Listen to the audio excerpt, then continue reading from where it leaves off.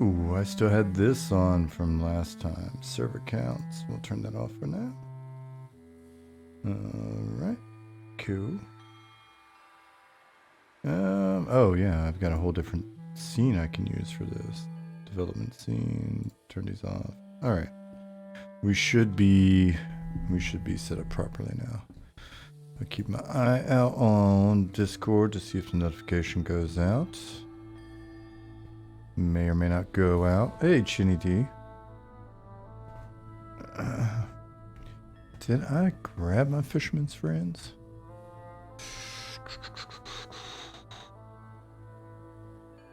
I'm feeling a ton better. I may get up real quick. Well, I'll get up in a few minutes then and grab my fisherman's friends. Keep my voice safe. Yeah, it's... I can't remember the last time I was sick like that. It's been a little bit. Justin Beard, I made sure to have my Santa hat on just for you, because I said I'd have it on. Early Christmas gift of the servers being up for the holidays. Encrypt. Unfortunately, no. We're letting them cool off. It was such a hot time. What's up, Rediker?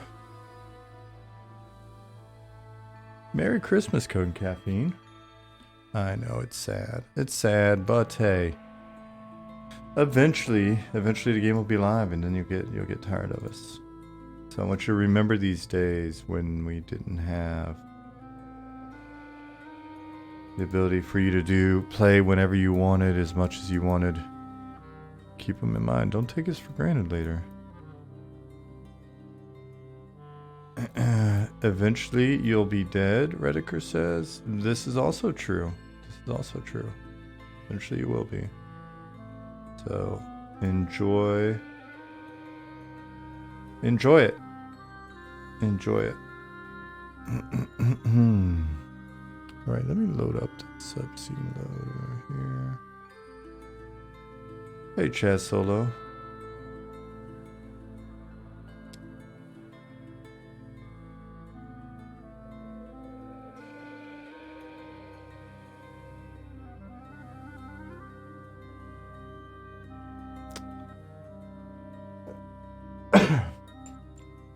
What's up, Nicodemus? Hey, Liz. Yeah, I am feeling a ton better.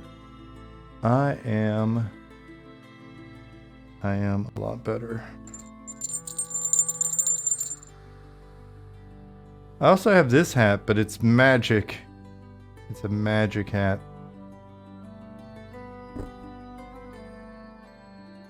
So we'll save it for when we need some magic.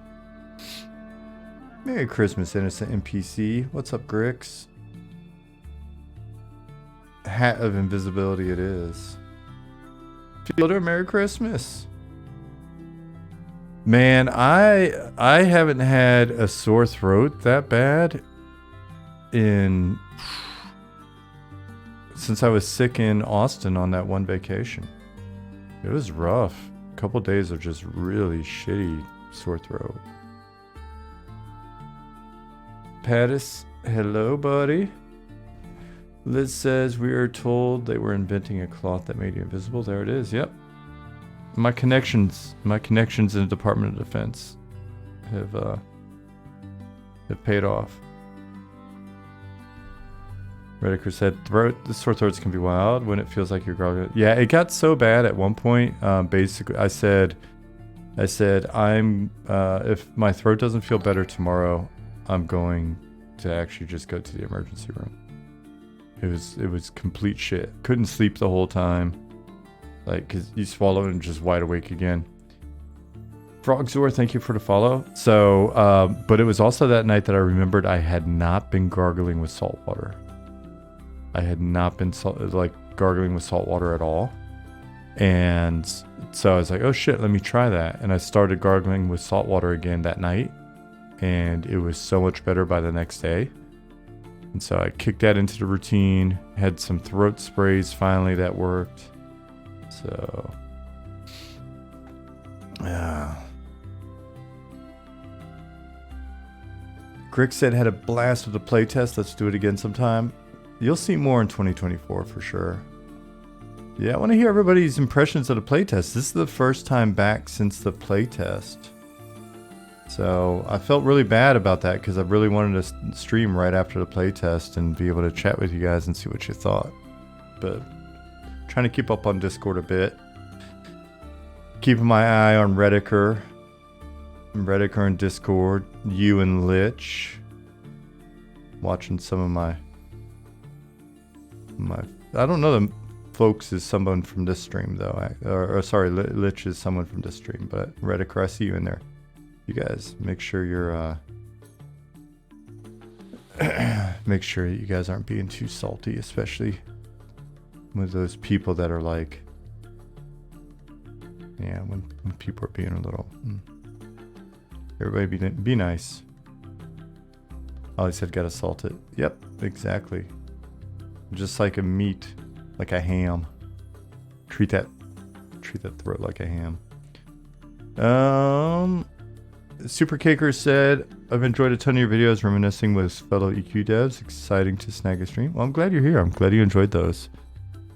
Lining up an interview with the folks from Embers Adrift, actually. I think I can say that. I don't know why I wouldn't be able to say that. For a not too distant future.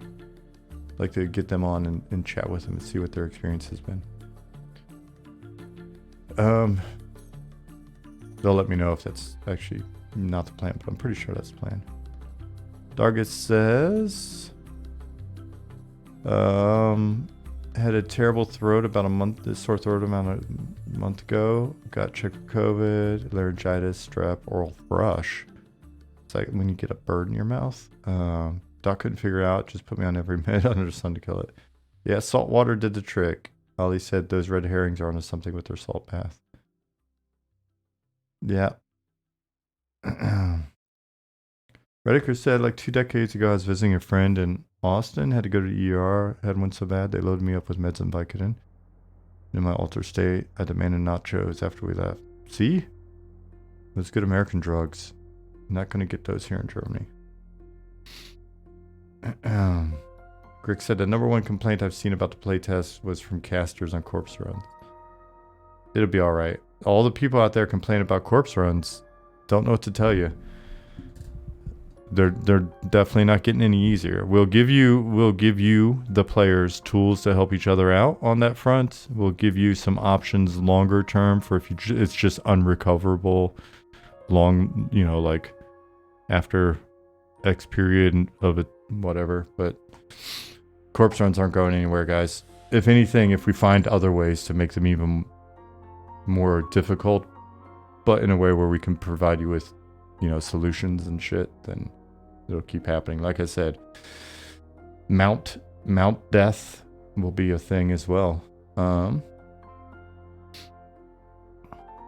Justin said keep playing that main lottery, hoping to become an angel investor. Well, let us know if you get to mega billions or whatever, buddy. Remember us little people. Coding Caffeine says last playtest was great. Everything considering, I'd say you guys are on track getting this thing done in less than 2 years. That'd be cool, right? Appreciate your optimism. I like it. Fielder said my group absolutely loved the playtest and that race quest was fantastic. Be sure to give First props on that. That was First's first big quest that he put in the game. It was good test for him. Dargus said playtest was the best thing in gaming in 5+ years. Nice. I like that. I like that so many people really. So it seems like genuine. I don't know. Maybe every new game gets it. But it seems like some really genuine comments about enjoying the game as much as, or more than, other stuff that they've played since like initial EQ and stuff. So it feels like we're on a really good track. Frogzor says, yay. Glad to hear about more in 24. Playtest rocked. Can't wait to test again. We are super amped that so many of you showed up. Jay Spaceman says, I loved it. Posted this in Discord as well, but my only issues were the horrible FPS I was getting in town down to 7 in most cases. Yeah, we've got a lot of optimization to do. And then once we hit a point where we feel like we've kind of optimized as good as we could, and we've given you some tools on the client side to also tweak for your system, then we'll really start getting a feel for like what the min specs are and what issues do we have, or are there hardware specific issues or whatever. So but we're still ways out from that. We're tackling it as we go, but I've been on projects where all that shit gets saved till the very end, so it's good to hear that feedback now.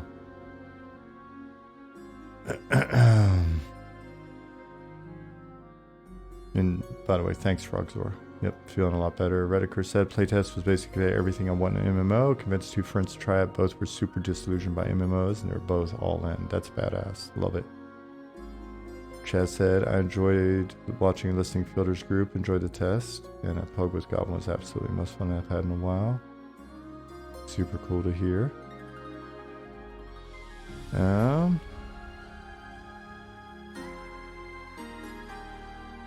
I had a friend play for the first time. Advised they put a spellbook in the bank, make first moves, corpse run later. Gotta get used to it, Chinny D said.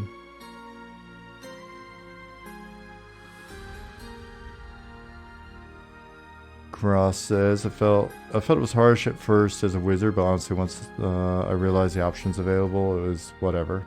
Yeah. Grix enjoyed the dynamic, really brought the groups together.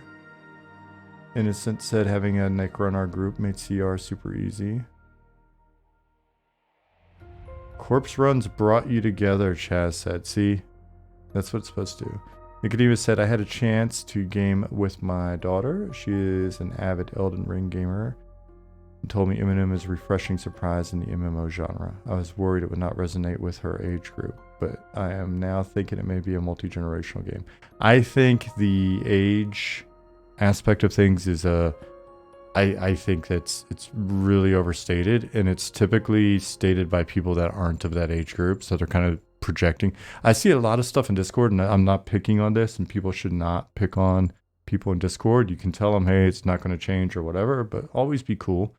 But I think what I see a lot in Discord is people, I can't think of a better term, so I apologize. I know it's a loaded term, but I see people white knighting for other people, where it's like, oh, the kids will never play this, or it'll be too hard for the newer generation of gamers, or it'll this or that, and or people are going to be turned to I got over it, but other people are not. They're not going to enjoy the corpse run or the having to learn shit. But so it's like, yeah, but people are speaking for other people that I think. Once you start talking to those other people, yes, there's going to be a big percentage, and it may be a bigger percentage.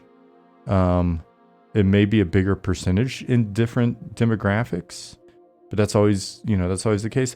But I think there's going to be a lot of people of every. And we said this, we're a niche game. There are going to be a lot of people in my demographic they're not going to want to play. They're going to be young people that don't want to play. They're going to be like. Whatever but the thing is we're sticking to a certain approach, and we're building a specific identity so that it's easier for people to look and go, oh, that's that shit over there that works this way. All right, I'm gonna get into it. They may rage quit a time or two, but then the thing is, if people are rage quitting and they're like, this decision's pissed me off. This design decision's pissed me off, man. It makes it so challenging, or blah, blah, blah.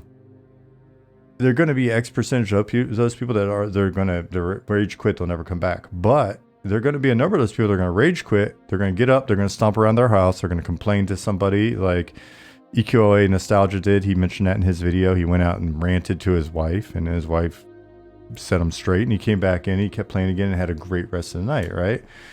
I've thrown so many damn controllers. I mean, NES. How many times did was I the only one that rage quit playing a Nintendo game? We all rage quit, man. We all rage quit. But you know what? When I cool down, I'm like, I'm not going to let that shit beat me. I'm not gonna. Who's gonna carry the boat? And then I get back in there and I'm like, all right, I'm gonna figure this out and I'm gonna get it done, right? And that was even before it was a social thing, right? So that was just NES. So anyways, let me scroll all the way back up and catch up. But yeah, Nicodemus, I was amped when you told us about that. By the way, you guys, congrats, Nicodemus. Nicodemus is the newest addition to our team. Nicodemus has been doing some quality, awesome creativity in our community for a couple years now, I think. Easy, maybe. To me, it seemed like it's been a couple years now. Anyways, always contributing selflessly, never like, hey man, can I get on the team or any of that shit. Just like always making cool shit for us and inspiring us and being like really cool. And you know, submitting the application and doing the test when we've had the design slots open in the past and did really well there. And so just hit a point where we were able and had a need and reached out to him and brought him on. So, but really awesome gentleman. And now we got to get him up in here in editor land and getting all this, you know, teaching him what we can and can't do, because he's got some big crazy ass ideas and we're gonna have to bring him down to earth and get making some M&M content. All right, so Fabrizio said the atmosphere in the game is amazing. Looking forward to another test. Love it. Dude Dev said, I introduced a few friends to the game with this recent playtest. Everyone loved it. One of them stayed up all night playing. That's so nice to hear, man. Hey Keebs, what's up? How you doing, buddy? Schmonite, howdy. Yep, I'm feeling a ton better. I'm being very careful with I even gargled salt water before the stream just to try to stay on top of things. Jamano, hello. Infarish, hello. I am quite alive. It was questionable there for a few days, and then I sweated out. Dude, I had the craziest... I don't think I've told anybody this story.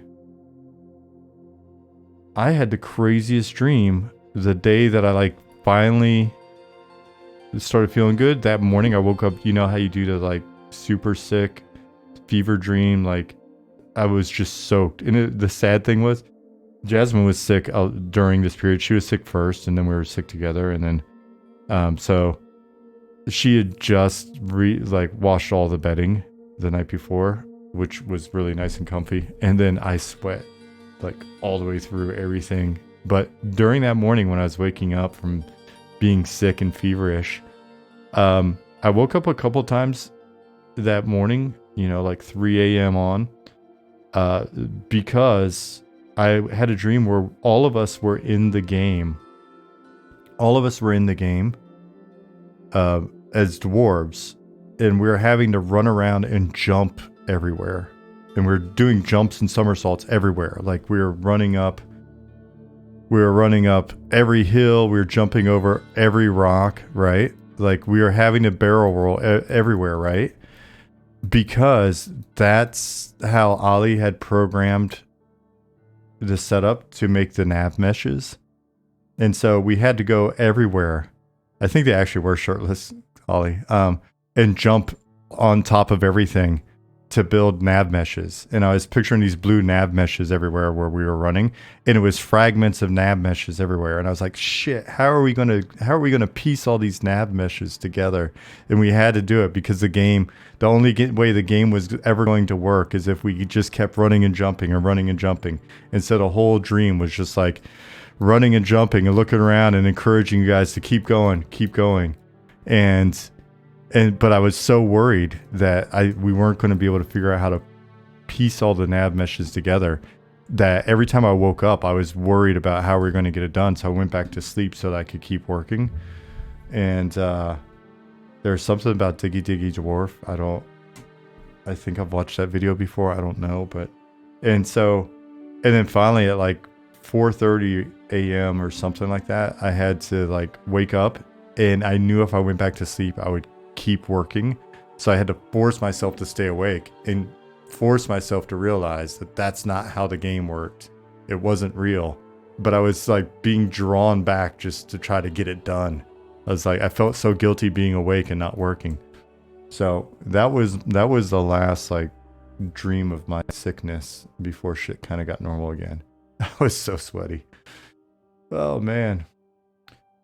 So good job, dwarves. We got it done. Going back up, everybody's talking about the rage quit. Battletoads. Ghouls and goblins for sure. Mega Man. Yeah.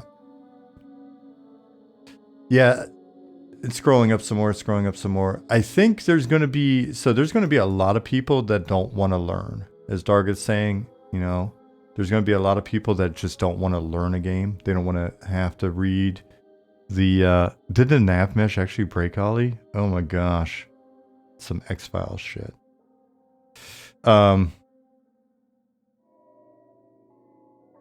I think the game, you know, if we stay consistent and enough people go out and complain about it, if enough people complain about the, you know, the learning aspect of it and certain quality of life things being gone and like having to,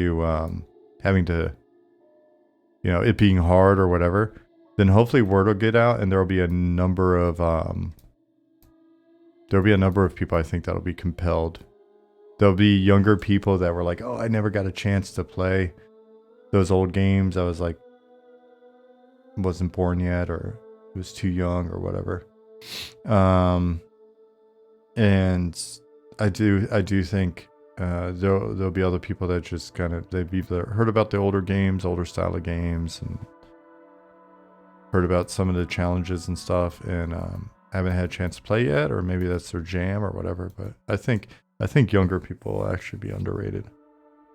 And everybody's opinions will be like, yeah, young people aren't gonna. No, I think there'll be plenty of young people. And again, we don't need all of them.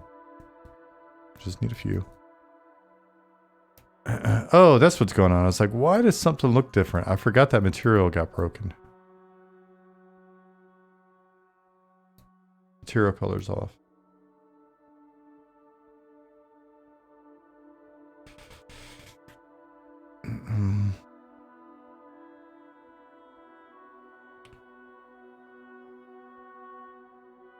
Aldadar said, well, I haven't been to the stream in a while, and this game is wildly different. Last time I was around, you're still using capsules. Oh man, it's been quite a while. It has been quite a while then. Yeah, so shader got broken. I remember seeing in Slack that happened. Shader got broken, so it's looking a little different than reality.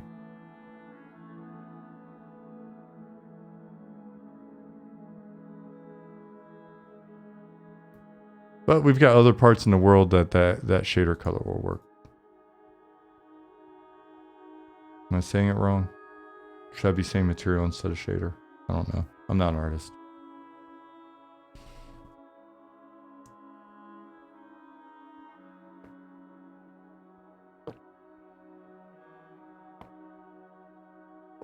Dargit says, I really like the updated road textures where sand fills the cracks between flag zones. Looks awesome. Yeah, the blended textures are gonna be really cool for us. Ollie, does the secret button work yet?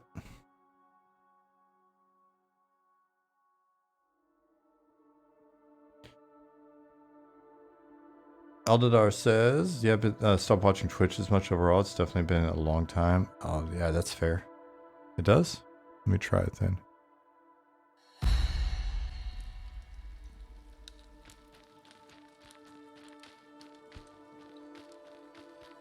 Cool.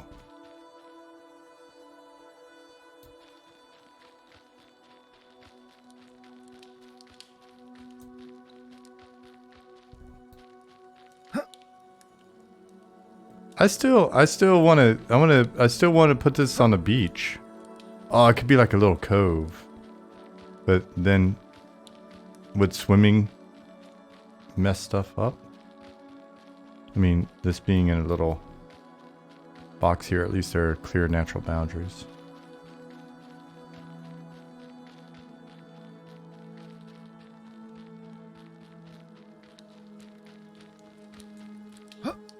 Dargith, I do not have authorization to answer that kind of question.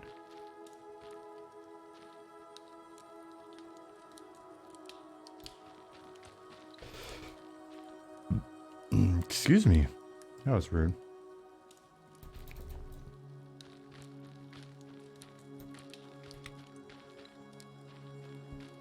A CloudSec Ninja says, I was here when you just had ghosts or something for the characters. It looks great. Oh, yeah, the little capsule dudes.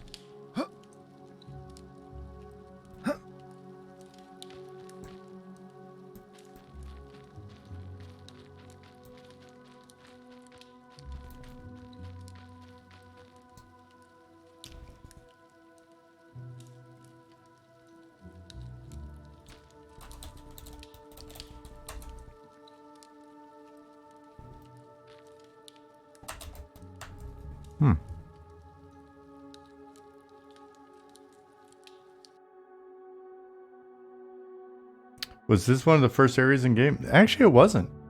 One of the first areas in game is actually an area that you play in.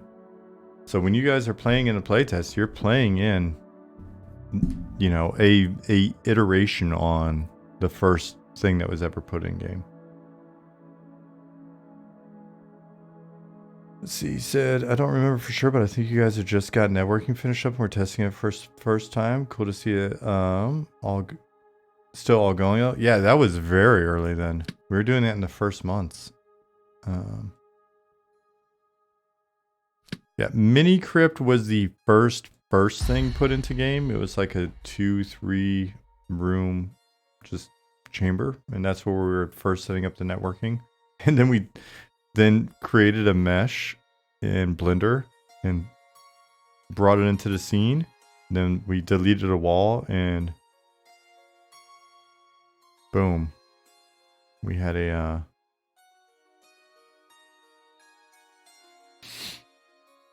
map.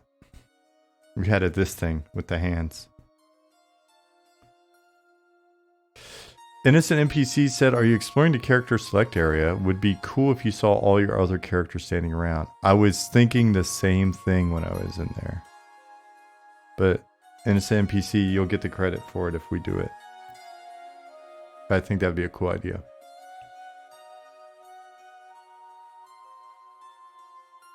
I don't know if it's doable. I mean, everything's doable, but I don't know if it'll be dude.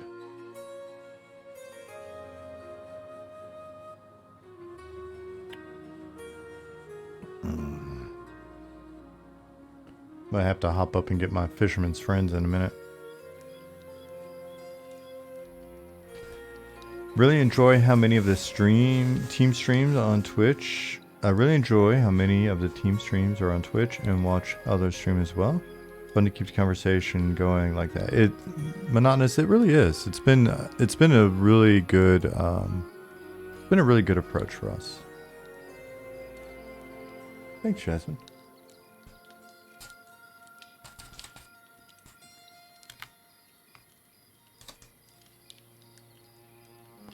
Mini Crypt should become the long-term jail for characters? No, I think we should actually just put them in real jail. We've got a big-ass jail.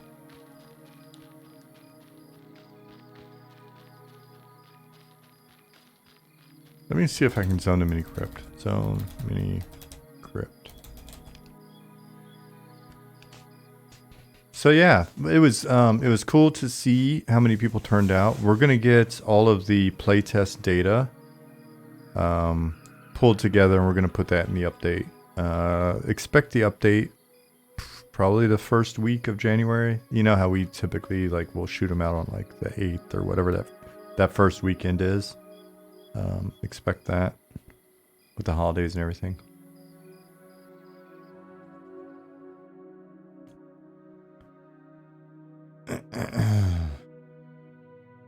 Ooh, loading in, compiling shaders for the first time.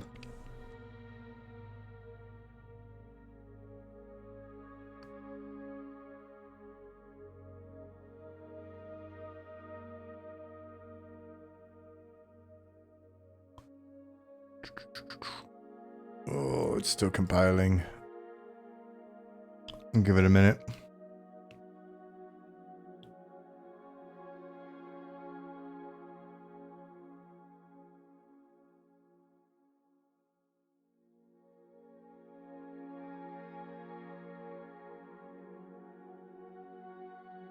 I think nothing's broken, Dargeth. It's just I haven't been in this zone since whenever we updated to the latest engine last or whatever. Darius says, Sean, do you have any thoughts on the new player experience debates, for instance, playable tutorial?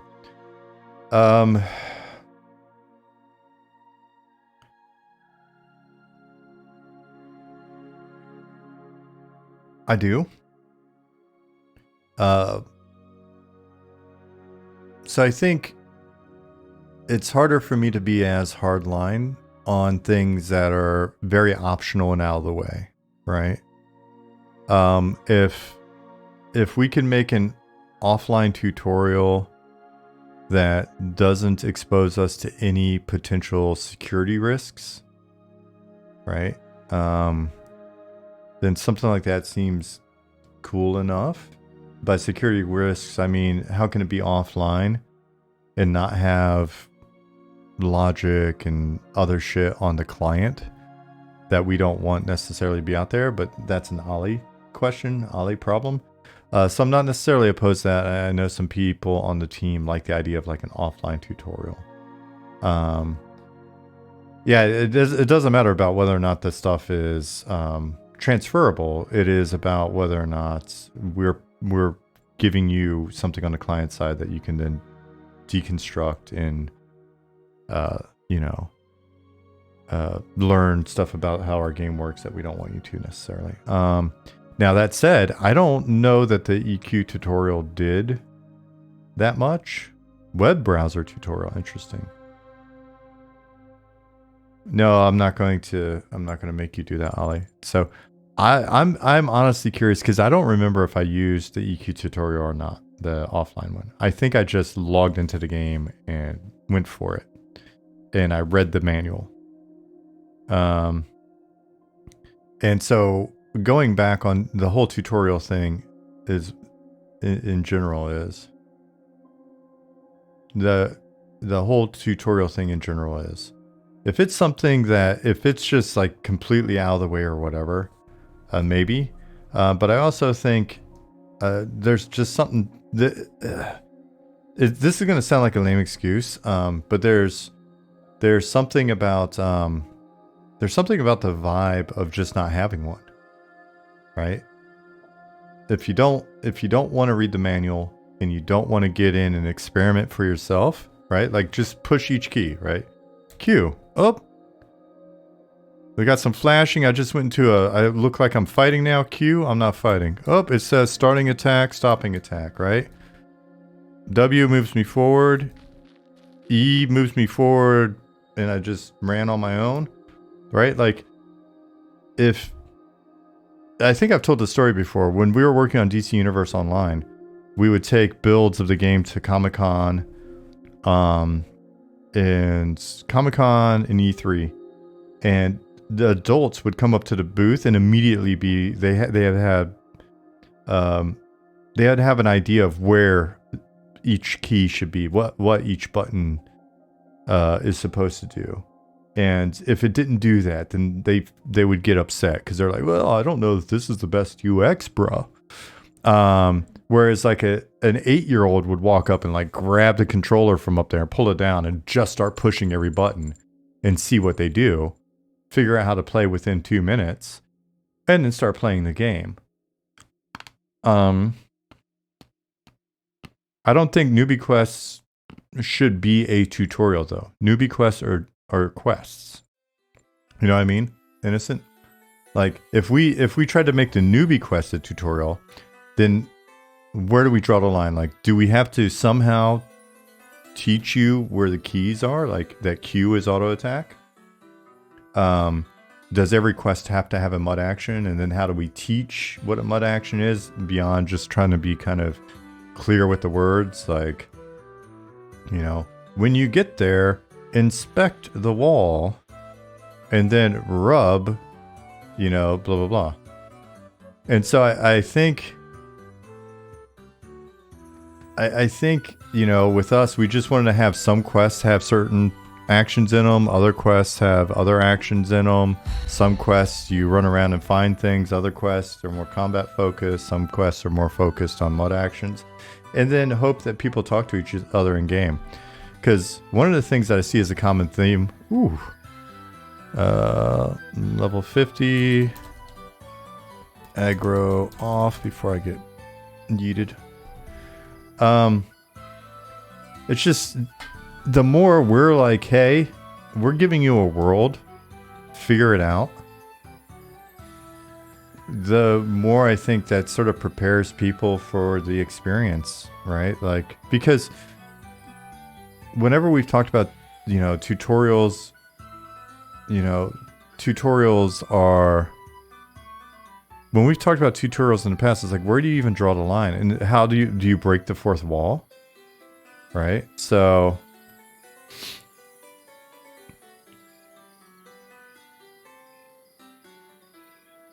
I think things like Mines of Glooming Deep and stuff like that in Parish it just creates a different vibe, though. It's just, and it's always, I've had to do tutorials in games in the past, and it's always like, which of the 6 things are we going to do? It's like, is it a prison escape? Have you been kidnapped? Are you on a boat?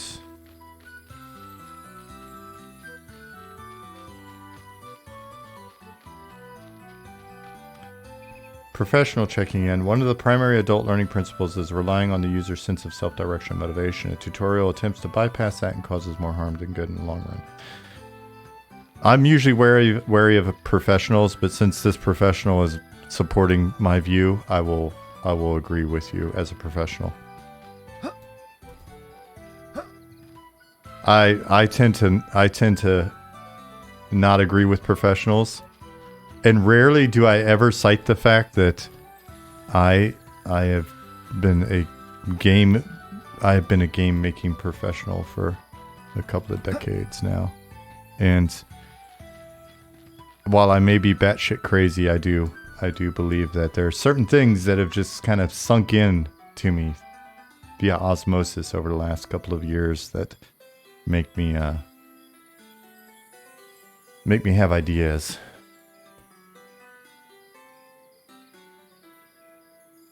Dargus said, I had several positive social interactions learning and then teaching others about the elementalist start quest requiring mud actions and navigating the city. I loved the flow of OOC. And anybody that feels like they shouldn't have to read OOC to know how to play the game, I disagree with you. And anybody that's like, I shouldn't have to ask questions within the community to, be able to figure things out in game. I personally disagree with you. I'm not going to speak for everybody on the team, but I'm going to tell you I disagree. And when people, it's interesting, right? Because when people do provide the positive feedback, and we may find that we have 6,000 people in Discord, and we may find that of 6,000, we've got, only 500 that stick or 1,000 that stick, right? And that's our customer base, and then we'll have to figure out what that means for us. But when people are saying, hey, this felt so like it did back in the day, or man, it had such the nostalgic vibes or classic vibes, or I haven't had this much fun in X amount of time, I know they could be referring to a lot of things that aren't this. But I also believe that the formula that everybody keeps fucking up is rooted in this. And it's one of those things where it's like, people aren't going to admit it, right? Like, well, if we could just have exactly this experience, it's been the raddest experience that I've had in 20 years. But, get rid of this and add that and then do this other thing. And then, and it's, all right, is it the same? Are we talking about the same shit? It's like, I really, really this is probably the best bread I've had in 10 years. But if we could make it gluten-free, remove the salt, maybe add a little more sugar, and bake it for, half as long. It's like, we're making different bread, dude.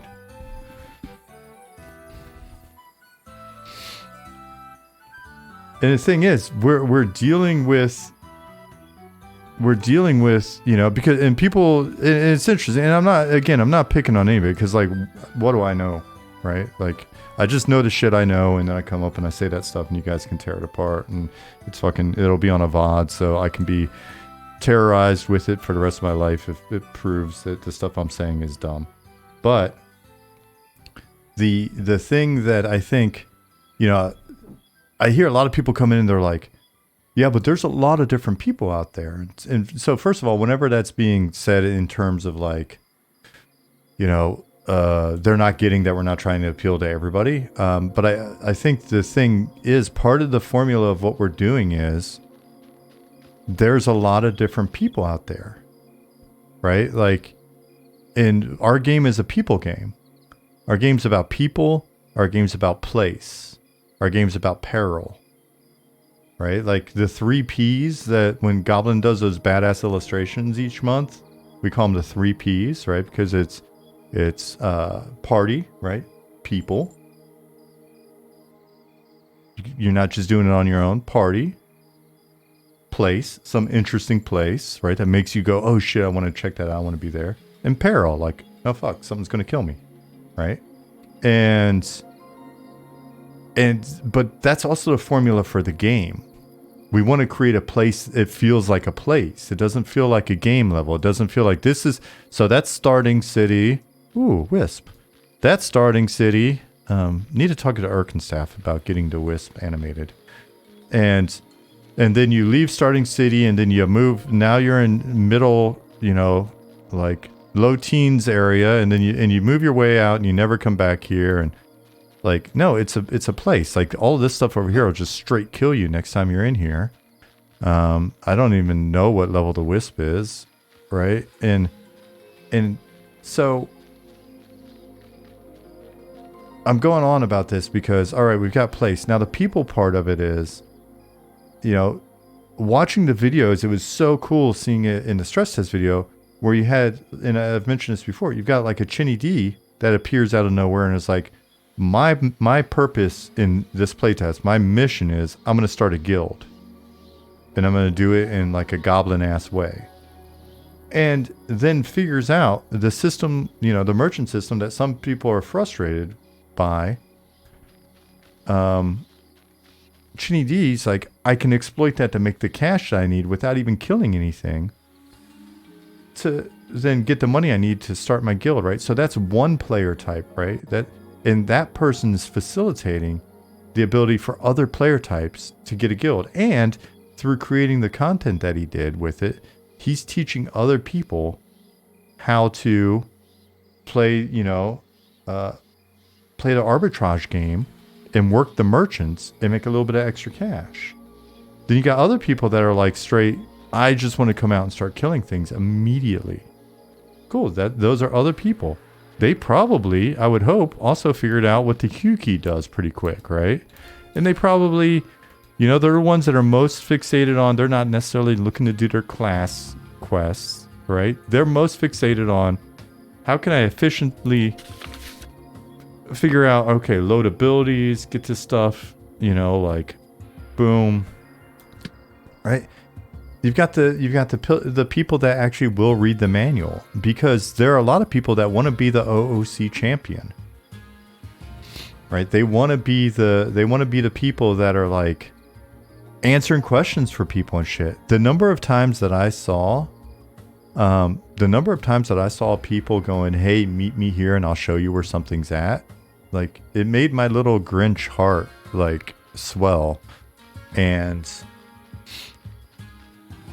they're playing a key role in our ecosystem. So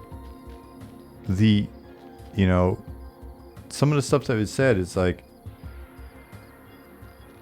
one, I didn't want every one of our quests, written didn't want all of our quest series to be written in a way where it's like, first you do your mud object, and then you go get your trade skills done.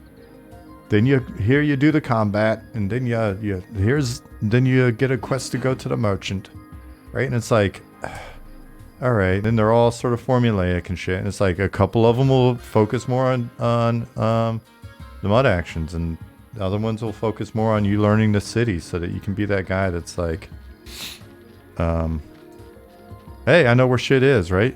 And maybe it's a bad formulation. Maybe the fighter shouldn't get the mud action because maybe the fighter is not super cerebral or whatever. I mean the fighter in EQ. So, what's up, Nick? I think we're winning. I think we're winning at life. So you know what I mean. So it's just like let's have. I don't know why there's that white sparkle on these guys. So it's got to be like an alpha. But it's like, oh no, it's they got the little butt sparkles. I forgot about the butt sparkles. They poop little sparkles.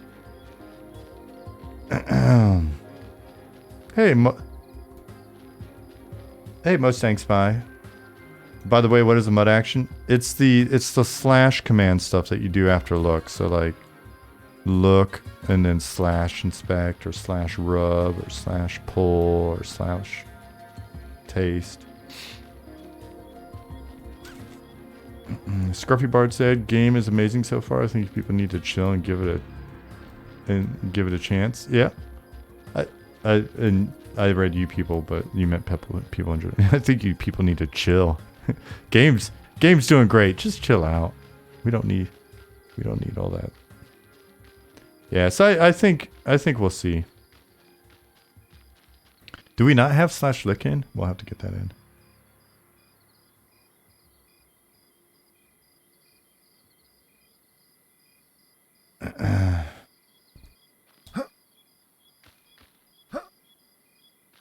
So I missed a bunch of what you guys were saying. Nana said I guided at least 10 different people to Shifty Gnome and taught them how to get a backpack. So much fun doing it. Yeah, and see, there are people like you that enjoy doing that. There are other people out there that they just want to have the biggest shoulder pads they can find, and that's cool too. I also do believe in, again, the people that are like, and I'm not making fun of anybody in our community or any of you guys if you're out there, because I've been hearing these same comments for going on 20 years now.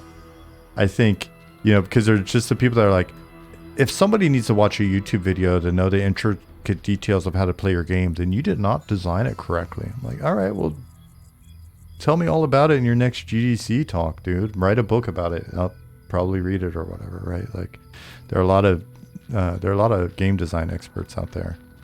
Not a lot of expertly designed games, but a lot of game design experts. And I think, for us, I honestly, when people talk about like, I just think the game's going to be too hard for the youth of today, right? And it's like, I love it every time I hear that. And maybe that'll bite me in the ass one day, but like, I think that the more that people go out and they're like, this game is too damn hard, that's going to be great for us. Because hopefully more and more people hear it and they're like, I'm down. I'm your Huckleberry.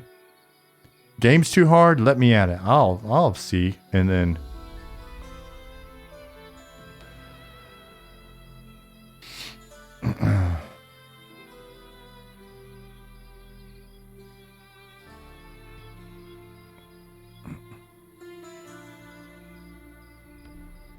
Eminem is respecting the youths because it's not trying to hold their hand. No. We know the youth have it in them.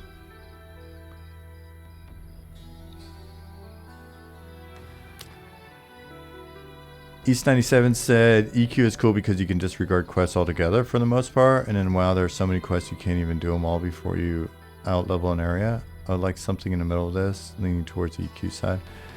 I mean, we want to have a lot of, stuff that you can find in the world to help build with the world building and characterization and things of that nature. But like feeling that a quest should be something that you want to do, and oftentimes it'll probably be something be like, oh, where did you get that cool looking armor? Oh, that's beetle armor, right? That's the scarab armor. Oh shit, what's, oh, who did you talk to? What's the quest, right? I think that's a great way to do quests. You know, I do like the, you know, Temple of Soul Row quests. There's certain tiers where then you're like, oh, there's some good stuff to get or whatever. But I think, you know, it just, quests should be a part of the game, but they shouldn't be the game, right? They're just another element in the game.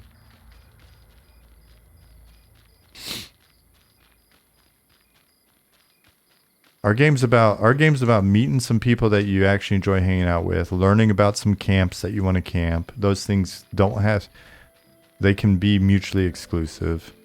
And, you know, like, I think the original inspiration from this was back in the day when we were talking about what we like about games and stuff, and we were just hanging out. You know, it's just, we were hanging out together and camping some stuff and just grinding at camps and having a great time and going, man, I don't need much more than that, right? Like some of my best times in recent memory, much like when I was in EQ, during that EQ period, I lived in San Diego. I can't tell you shit about San Diego, to be honest with you, but I could tell you all sorts of stuff about like cool nights that I had hanging out with my guild or whatever. During those early days of the stream, before we started on the game and as we were starting on the game, I can tell you about hanging out. You know, how many times did we wind up in an arrest? It was like me and Nick, Ollie, and random people from the stream. Unrest repeatedly. Freaking, you know, how many times did we wind up like in Butcher Block? It was like that progression, right? Orc Hill, and then going up through, Crushbone, and then hitting Unrest. And we did it a couple different times, like P99 Green and Aradune and all that stuff. And it was just, it made for some really great nights because we'd be on here bullshitting with you guys and we'd just be chatting, and there'd be like the occasional crazy, like, oh my God, hey, let's try to pull this, or hey, you know, nobody's on because we're playing at an odd hour or whatever, and like, let's try to cobble together some experience together. You know what I mean? Like, that was just so much fun. That's a game. It doesn't need to be that plus a ton of other shit, you know? Don't talk about Kedge Keep. Thought that was understood. Who mentioned Kedge? But it's funny, I was doing some map work the last few days, and definitely have a new underwater dungeon zone idea in mind for sure.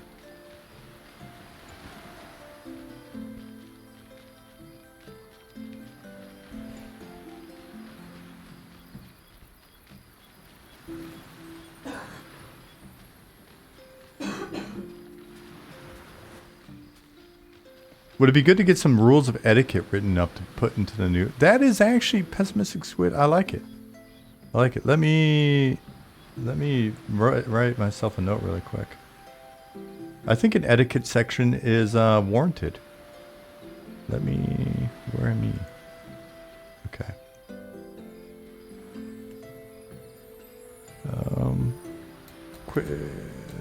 I'll just say player manual at this point.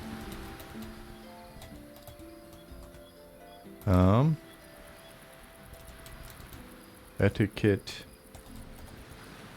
section. How am I? What? How am I not? Oh, that's how you spell it. Okay. I like it. Etiquette. I like it.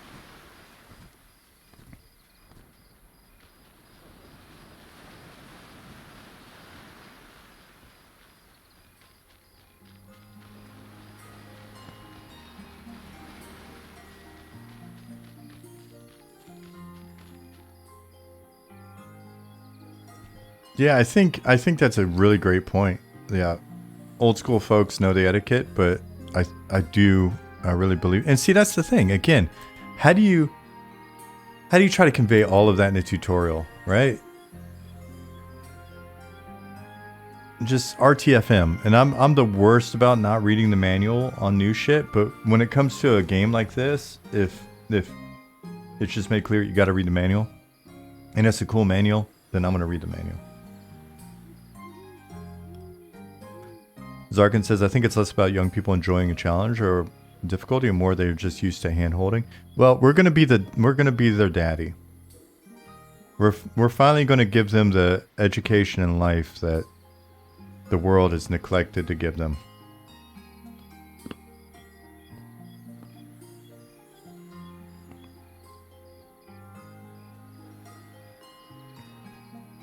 We've had to have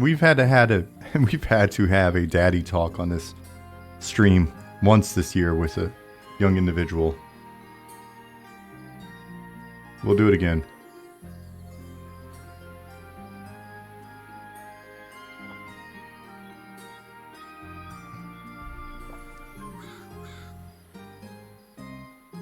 Has the game ever released a manual before the game?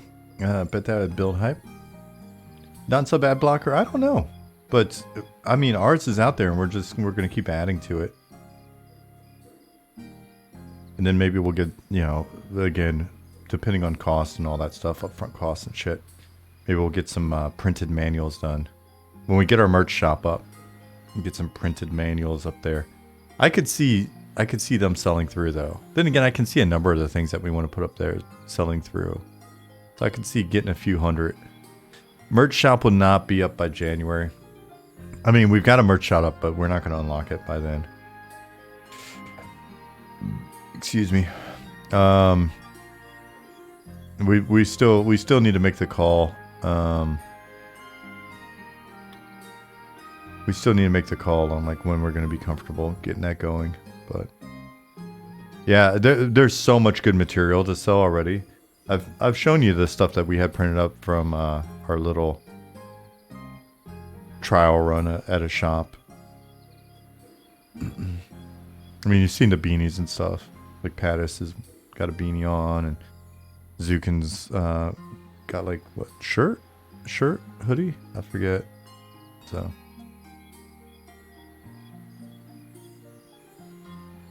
I'll turn this sun around if you don't stop.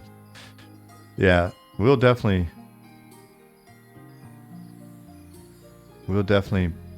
provide the youth of today with some good lessons.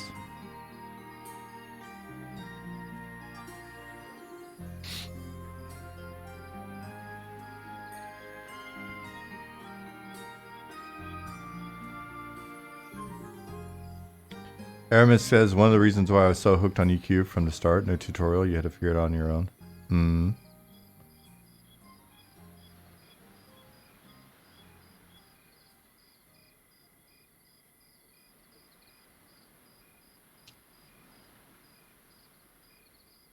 Yeah, I don't get into the glooming deep kind of approach, you know. I just don't. And I think if it's available, it's like it just does something to the vibe.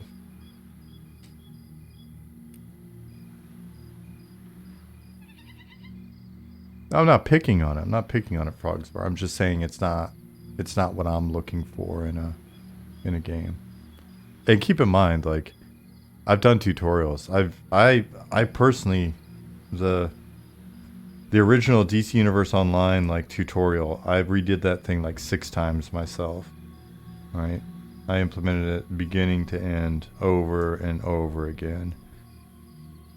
And it's just, I'm just not a fan of tutorials. I'm not a fan of like a linear content path that you expect the players to go down.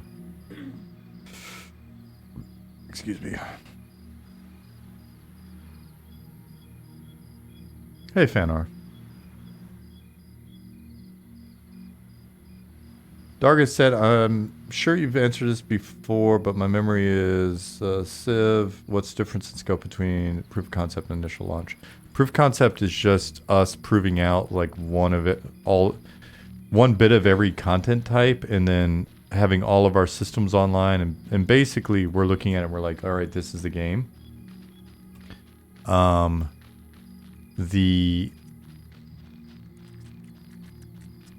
launch sort of criteria for launch is going to be more about whether or not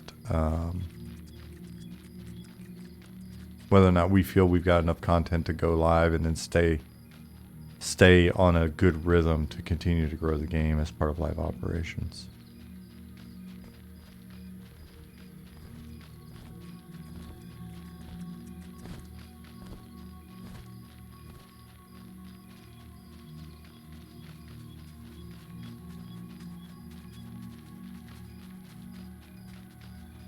Maybe you should have advertised to parents of kids instead. Be like, this game will make your kid have to learn stuff and interact with. Well, remember back when EQ was kind of just became more and more known for that? And, you know, older people were playing the game, and then they were, you know, they were encouraging kids to get into it. Yeah, we can tell them. We can be like, it's educational. We're the Mavis beacons of our generation.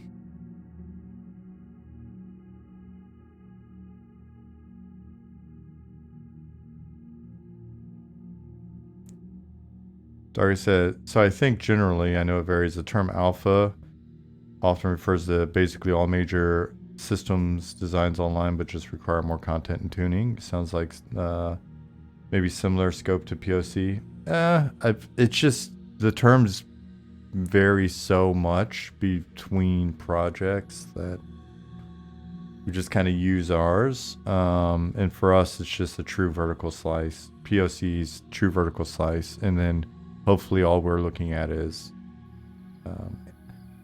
looking at hitting the appropriate scale to go live.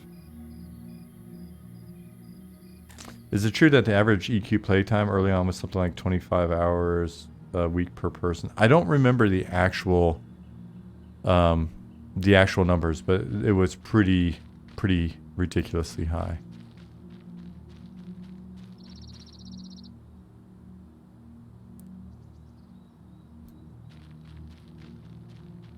Yeah, it was 25 hours a day. I think that's more accurate. On average. Which meant some people played a lot less, but then some people played like 50 hours a day.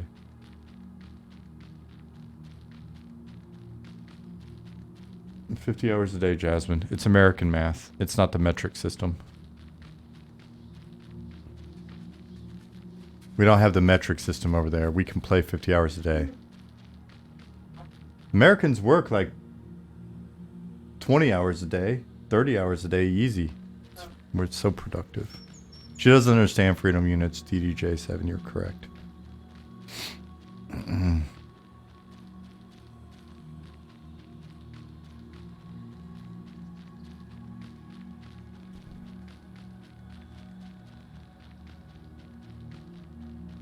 World looks kind of hazy from heat in the midday sun. Yeah, so this is like the early iteration on day blindness, but it does give it a nice desert haze. Nick was commenting on that the other day.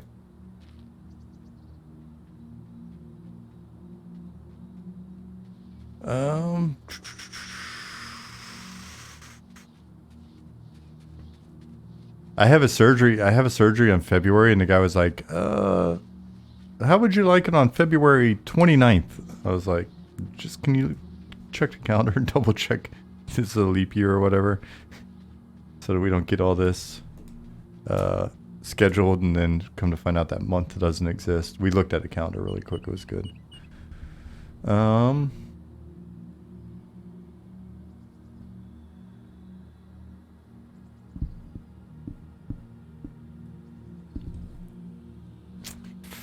Let's see.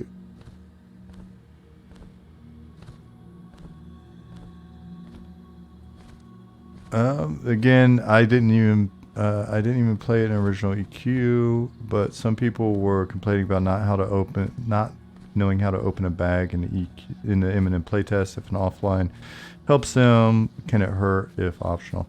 I don't know. I'm being honest when I say that. I think it's probably fine. I think it's probably fine. But you know what? Reading the fucking manual would also help them, right? Like, they'd learn a bunch of other stuff. So, and that's offline as well. I did, and again, I'm not picking on anybody. I did read like the discussion where it was like a 5,000 word treatise on why no one would read the manual. It's like, well, I just read this post, and this post is like almost as long as the entire manual. So if you're expecting someone to read your post about why they're not going to read the manual, then it should be a more concise post, or it should be a pictogram, or a flash game. Right? So there's those kind of arguments going on. It's like, there's certain things where it's like, I understand there's certain arguments that can be made. It's like, but first of all, it's not.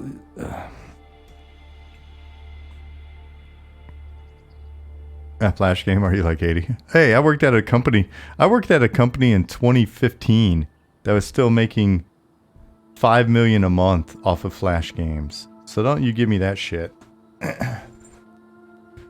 And they were still they were making $5 million a month in 2017 when I left that company. So, and that was like the year that was like Flash was like, really, you need to stop using us. Please switch to Unity or something. Dargis said, I work for a company that makes timekeeping software. Let me tell you how fun leap years are. Oh, I can only imagine. There was a question up here that I wanted to answer. In the future, will Night Harbor be available as a starting city for all races? Maybe not all. Just depends on what our future looks like.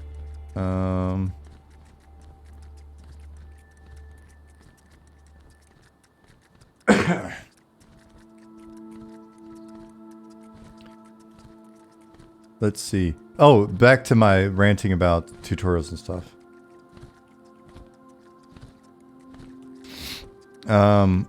So I personally, even if a game's got a tutorial, I'm probably still going to go watch a YouTube video instead. Right? Now, if a game's got a rad manual, maybe I'll check that out as well, and I'll have that up. Or I'll have up the wiki. It's just, to me, it's... There's this argument of your game shouldn't have to have me do X. And I understand that. But the thing is, X is going to exist and in most cases be more detailed and better. Now, but I also think there's something to the vibe, and maybe I get too literal sometimes. I have a sheet that years ago my loving wife wrote up for me of cognitive distortions, and so I can get a little too literal or black and white at times. And we're making a nostalgic old school MMORPG, so it will have a manual. It already has a manual. The game's not even live yet. It's got a manual. It's the best manual. It is a beautiful manual. Emmanuel. It's got Emmanuel. The emu. Dark Inside. I think I saw your message, but I didn't respond to it. Wait a second. Dark Inside said, hey, I'm here now. I just bought the entire series of Star Trek Next Generation Blu-ray for $20 at Giant Tiger. Is that some kind of UK store? Dark Inside? I think sometimes, and again, at some point the team may take me aside and sit me down. Oh, it's like Target, but in Canada. That's right, you're in Canada. You're not in the UK. The team may take me aside and sit me down at some point and say, listen to reason. But I also think if a lack of tutorial hurts somebody's feelings and they get on the internet and complain about it, it's possible that we may get 1 or 2 new customers out of that deal. So it's possible we may break even. Though I think you know, if they're complaining on the internet, they'll be back. If they're not complaining at all and they just churn and like, fuck these guys were out, you know, it's like, okay, I can understand that because that's going to happen a lot where people are just not going to complain. They're going to be like, oh, these guys suck. Boom. But the ones that like go and express their passion on the internet, they may encourage some other people to come check us out because people are attracted to pain. There's definitely a way to get people to read the manual, but it might change your ESRB rating. Are you saying we should put more boobies in the manual? Is the distance blur new? It's part of so I have Ultravision and it's daytime.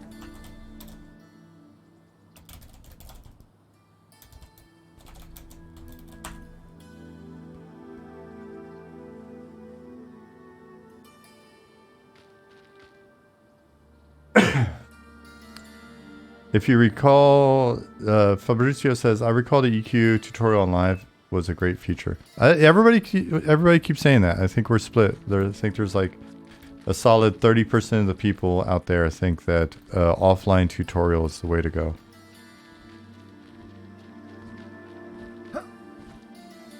Are Ultravision and day blindness a single trait now? I think they might have to be.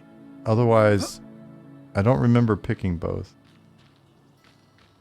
Rediker says the EQ tutorial is more weird than great. I agree with that sentiment.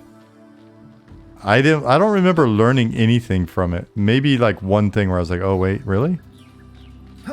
It wasn't the EQ tutorial's tutorial part of it mainly just all of the shit was written on a stone slab and you could walk up and go, "Oh, here's all the information that I could have gotten from reading the effing manual that Goblin made cute art for, and the team and everybody spent so much time like rewriting and stuff." If you need us to just scribe it on stone and put it in the damn, that's what it is. I just remembered that the EQ tutorial didn't actually teach you to do anything. They just wrote the shit and put it on there. So we can do that. We can do that for you. We can actually do that. We'll put it on stone slabs. It'll be the Georgia Guidestones of frickin' game manuals. It'll be a labyrinth of stone slabs. You ask for the tutorial. You ask for it. You're gonna get it. You ask for stuff and we're gonna give it to you. Oh, we're gonna give it to you. We're gonna make a labyrinth. The tutorial is gonna be an endless labyrinth that is just all of the various instructions written on it, and you're just gonna be caught in this hell maze of instructions.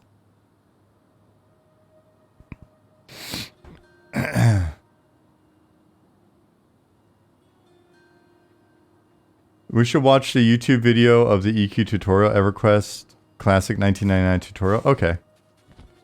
Didn't the Georgia Guidestones get blown up recently? Supersuit Guy said. I can't talk about it. Hey, EQOA Nostalgia, what's up, Nas? All right, let's see if we can find that video real quick.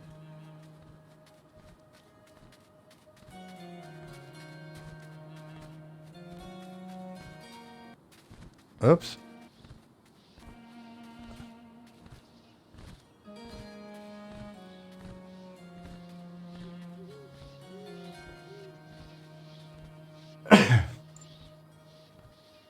Oh, they were blown up before they dismantled Zarkin.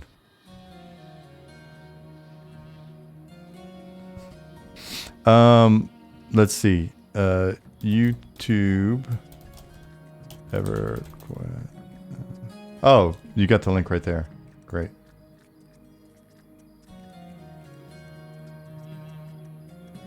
Let me turn off the volume.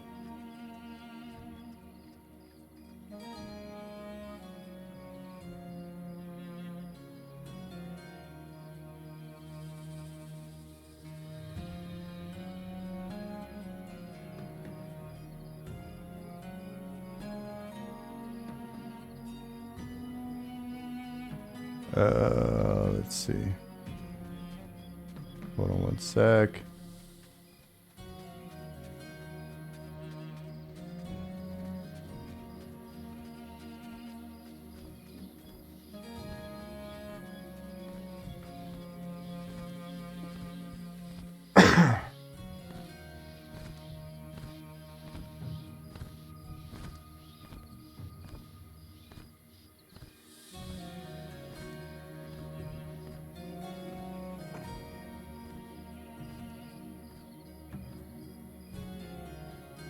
Go back and read that. Sorry, I got distracted by your chat. This tutorial came out with EverQuest from 1999 until 2005. In 2005, it was replaced by Minds of Glooming Deep. This tutorial taught you mechanics. It was separate .exe and had nothing to do with the main game. Some players found themselves playing this tutorial while the servers were down. That's mainly the only time I think I messed with this was when the servers were down and I was feeling twitchy from not having my fix. The new tutorial was integrated into the game. Players could get from level 1 to 10 in about 4 hours in it. 4 hours in tutorial zone. Oh my gosh, not the approach. A task that took multiple days before. Dude, as it should.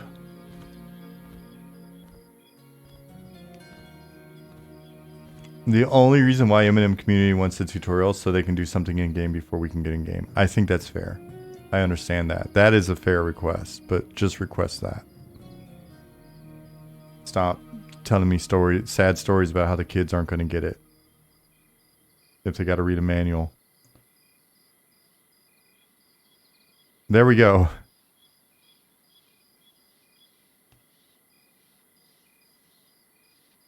Basic movement.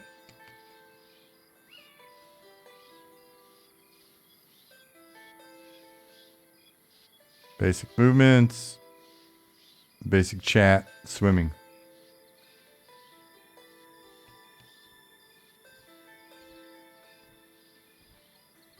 Oh, there. Oh, yeah, he did teach you some stuff. There's some fourth wall being broken.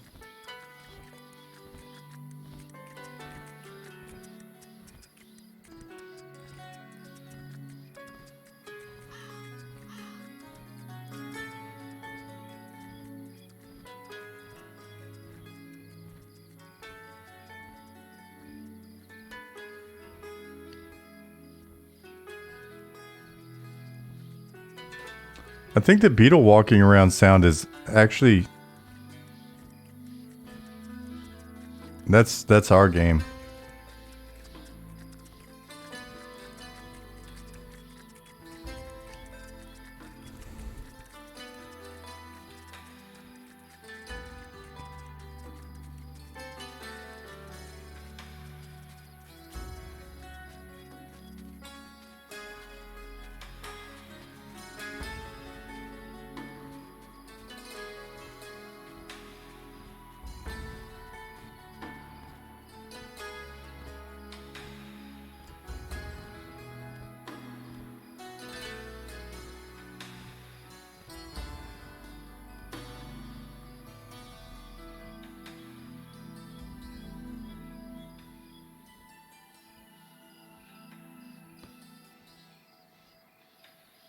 You know, I could be convinced here. I think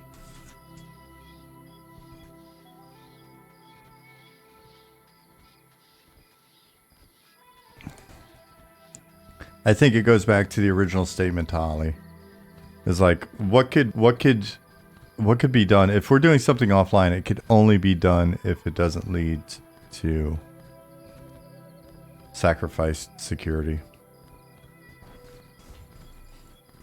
As Dragon says, isn't the original tutorial the way that EQ was cracked in, for hacks in the live game and making personal servers? Excuse me. I don't know. Was that it? Well, that's a 14-minute video.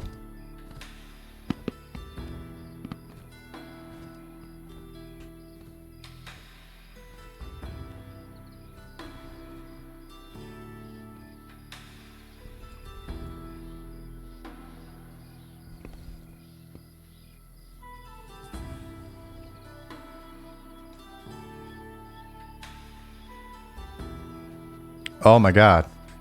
We should do it like the Ultima series. We should do it like the Ultima series. We should, the tutorial should be, if we do this kind of tutorial, it'll just be, you'll be out at a fair or something. You'll learn how to interact with the world, and then you'll get sucked into a moon gate, and then you'll appear in our silly world.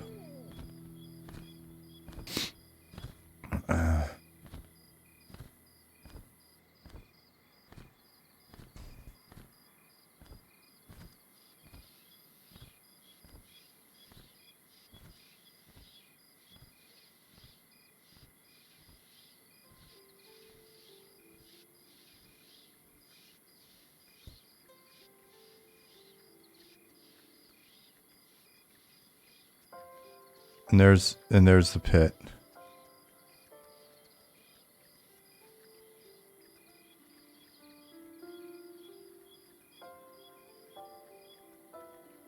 Could we put tablets in the campsite area? Maybe on the gravestones. Realize Fred, who accidentally pulled a red con, or a con that was red. Poor Fred, now is dead. Because he did not click on the C key. It'll be at the bottom. He did not target an NPC and then click C.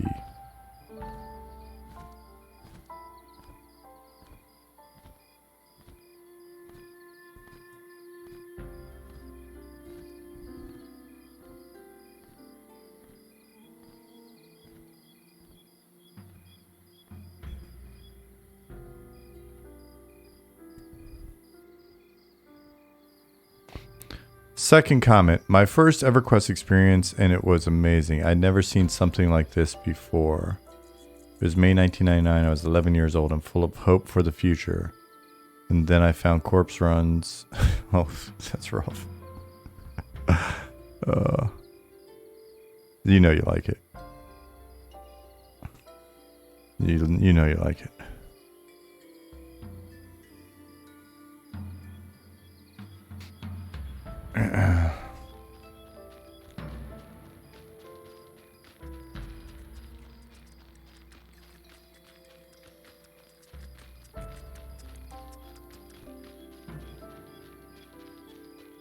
Yeah, you don't think like the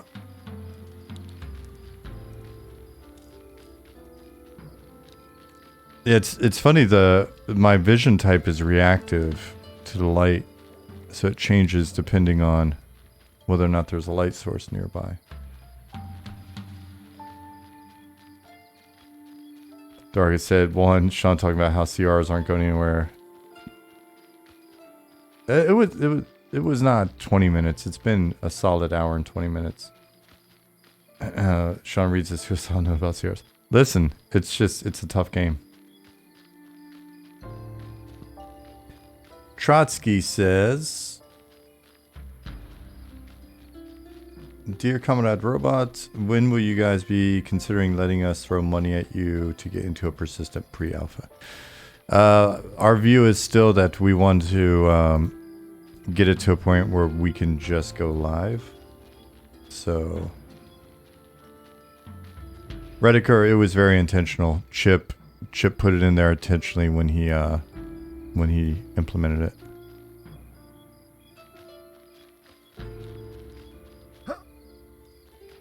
Yeah, doing good work.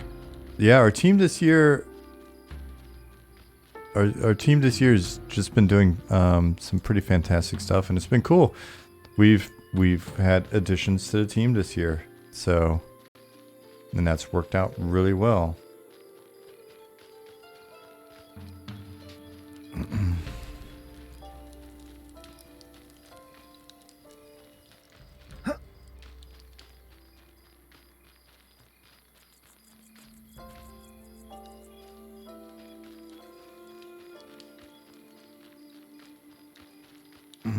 Dargus said, honestly, I felt the transitioning in and out of Ultravision while inside Night Harbor very jarring.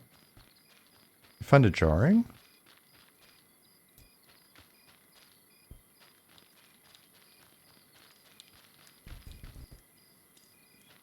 Oh, my frame rate in editor is jarring because it happens so often. Interesting.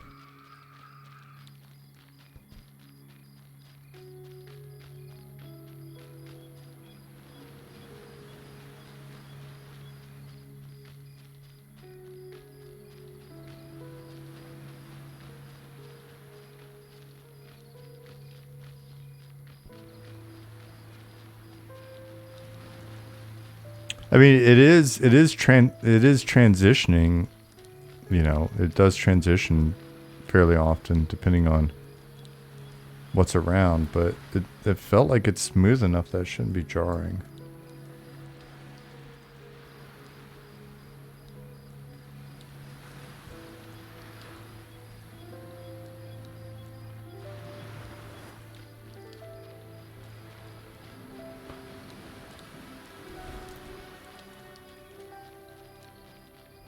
Yeah, so I think it'll be nice. We didn't do a third anniversary like retrospective video or anything.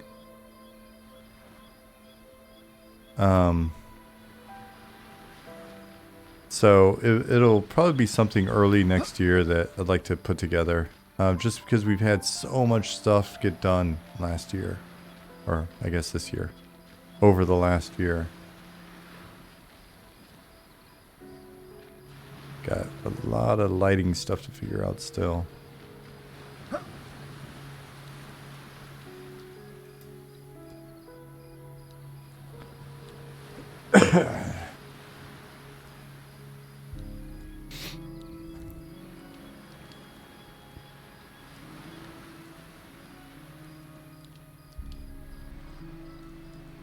Pattis was explaining some of the light issues. Oh, cool. Yeah, those of you that still haven't done it, be sure to subscribe to our YouTube, and check out some of the other VODs if you're not. Be sure to look at the stuff that Pattis is doing, and Zukin and Goblin. So Zukin's been moving, so he hasn't been on as frequently, and we've just had a ton of stuff going on leading into the playtest. Then it's like right after the playtest, I was sick. Others, I think, were just like finally taking a break. Excuse me. So, and then we're all just kind of, I think, taking a little bit of chill out time going into the holidays. EQA Nostalgia said, last playtest was legendary. Yeah, we had so much fun with it, guys. Definitely, we had solid engagement. I'll be honest, it was a little smaller population overall than I thought we were gonna have, but we'll get you guys the numbers in the update. But again, several thousand. It's not bad. Things ran really well though. That was nice. I'm answering the question that you just had about whether or not this has been populated. So I'm going to run up there to the bins because there's a little bit of population. Felt like a game, didn't feel like a test. Yeah, that was the hope, right? We were unsure, but that was the hope.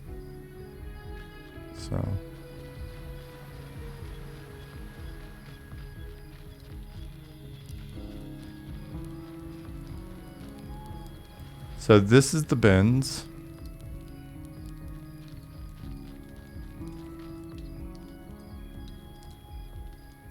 Just has a very light sort of base population in it that I tossed in right before the playtest in case people wandered over here.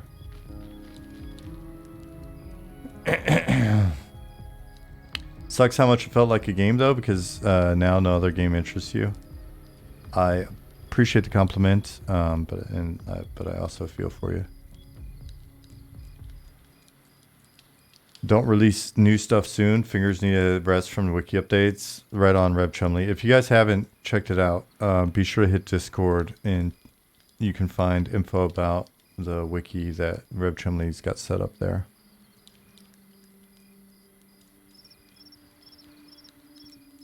Yeah, so the exciting thing for us is that it is in a pretty decent state so far. Keep in mind though, we've still got some core systems that we want to get in. We've got core systems that we want to get in, and they are definitely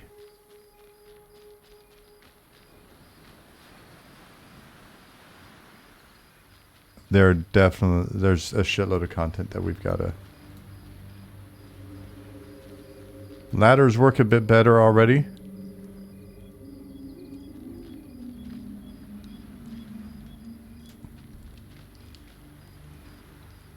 So we need a, McCarran said, what sort of core systems? There's still a fair bit of functionality that we want to get it on like the base gameplay side. So for our abilities and class design.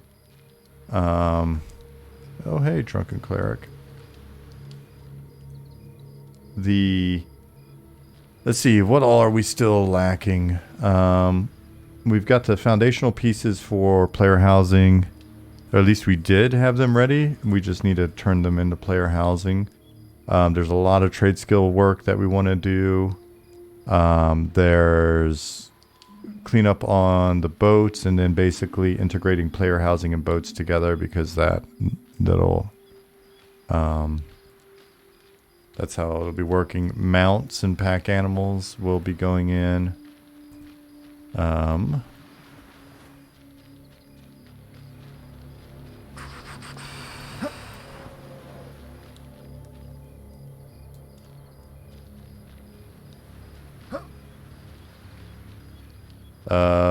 Abilities, buffs, encounters. Yep, I was just hitting that one. Or sorry, abilities and buffs. Yep, encounter functionality. Yep. No, don't worry. No flying mounts. What else am I not thinking of, Nick? I have a list. There's a lot of looking at progression, economy, things of that nature. Additional trade functionality for people to be able to be better traders. Factional stuff. We already got faction in. I think we may even have faction tiers that we can unlock based off of specific flagging. I thought that got added. There's a lot of stability and FPS related stuff for us to continue to go through. I mean, we're not super far off. There'll be regular mounts. Now, keep in mind, we're not going to do the mount thing where it's just like mount equals super speed, best speed in game, or cosmetics. The mount is a thing you're going to have to take care of it, and it requires maintenance, and it can die, and so there are going to be some drawbacks, and it's not going to be like the fastest thing, but it'll allow you to carry more stuff. Weather effects, that's right. We have placeholder weather in, but there's a lot more we want to do with weather. There's a lot of stuff with regards to scheduling content that we still want to get in, and essentially that's expanding the systems that we have. So we've got day-night cycles now. We've got time of day now, but we need to get in days of week, season, lunar cycles. Malin says, I feel like classes with buff speeds will be diminished if mounts become the main mode of travel. They won't be. We'll be keeping an eye on that. It is intentional that your spellbook is on your corpse. Let's see. Navigation, NPC navigation. Yeah, there's a lot of like polish to do as well. And there's a lot of content and a lot of, when I say content, it is even stuff like adding in additional trade skills and cooking up interesting, fun, quirky trade skills, right? Like we've got some weird shit in here as placeholder automatically, right? So like Aramisk is asking, so fleshing out what commerce does in more detail. things of that nature. Can your mount have a mount? I don't know if you're riding an ogre, if the ogre can ride another mount. That'll be something that we have to figure out. Yeah, so but a big goal for if it's a pack animal, your ogre could ride a pack animal and you could ride the ogre? Or am I... Riding an ogre isn't a meme, no. Well, it is a meme, but what you'll find out about us is that we are a meme-friendly game.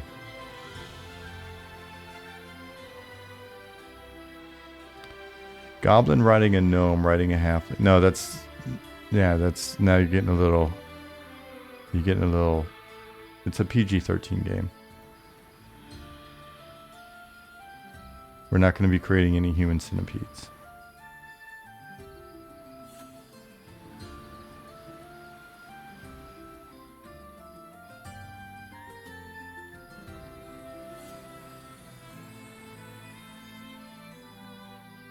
So we internally, our lore, we're serious. We take ourselves seriously about internal sort of feel and consistency. There are some stuff that's silly, yeah, like being able to ride an ogre, but that's also pretty serious.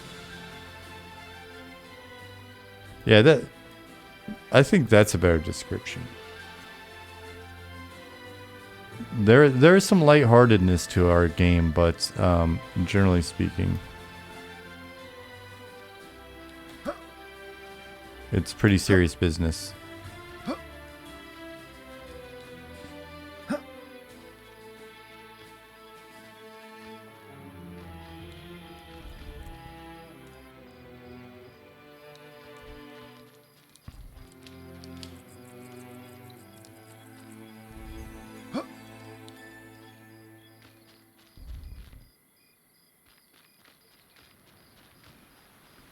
Let's see.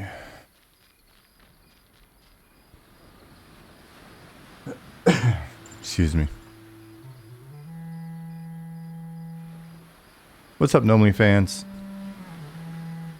But yeah, so those of you that actually made it to the playtest, I'm curious how many people didn't get a chance to hop into the playtest? Because we know everybody wasn't there. So who didn't make it? Anybody? Everybody was there?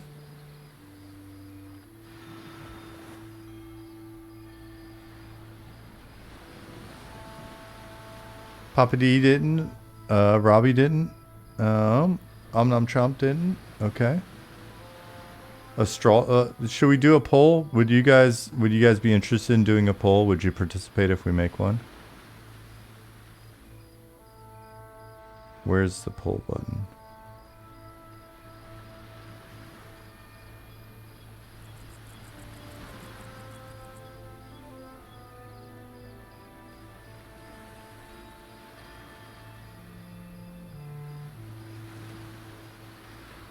I no longer have it here. What?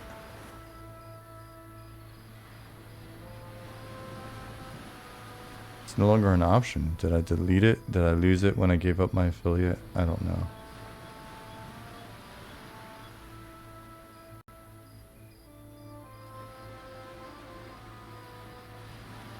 All right, I don't see a poll. So I'm going to go back up and look. Robbie8910, thank you for the follow. So,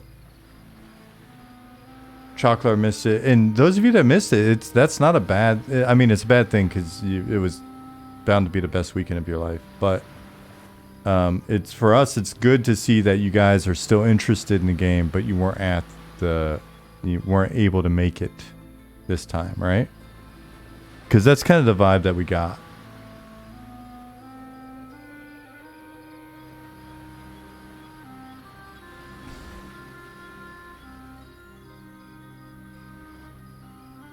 slash pull. I'll try it.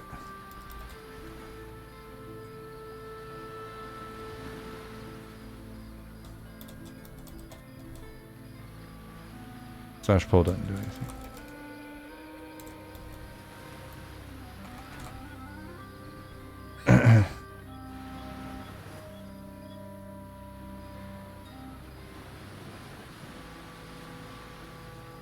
See, I don't read the manuals sometimes. I'm too busy and important.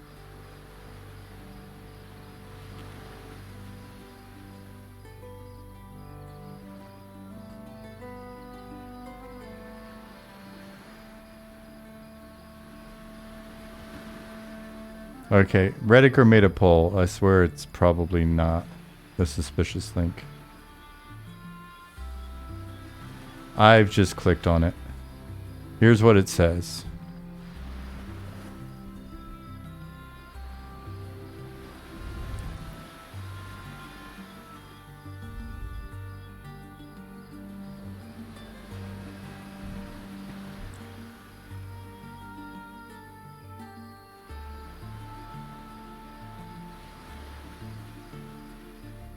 Yeah, just enter your password.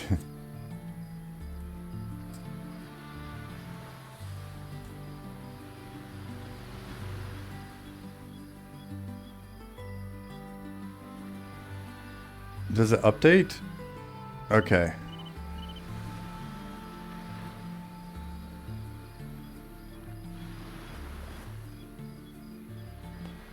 But yeah, so folks that folks that couldn't make it to this last playtest, to me that's like, it's a bummer because it would have been cool to have you, but hopefully you'll come into a future playtest. Go to dashboard, manage poll. So typically there was a button here before, right?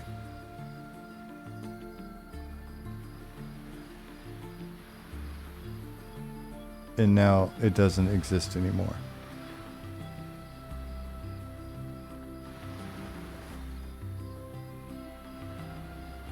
DDJ said, yeah, I'm thinking when I gave up affiliate, the button went away. Which is kind of silly, but oh well.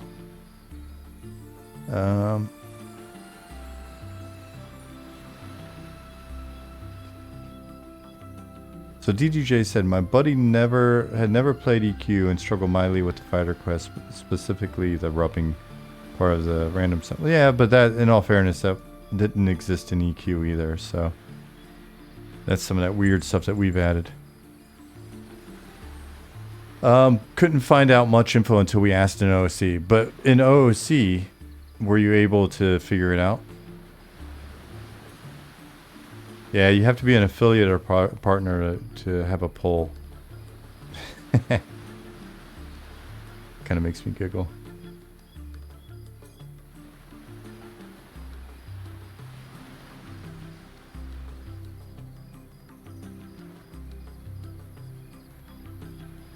I had to look it up in Discord, but you eventually figured it out, right? That's all I'm saying.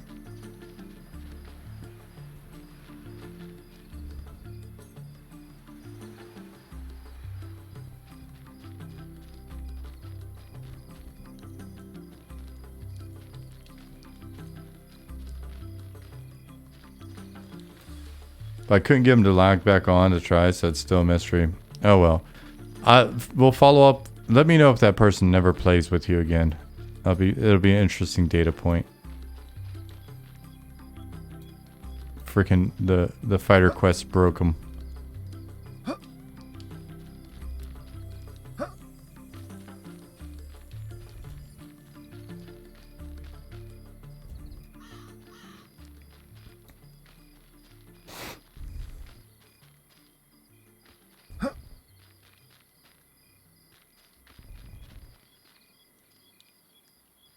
He told 2 other people that the game wouldn't be their cup of tea. Well, now I'll be curious to see if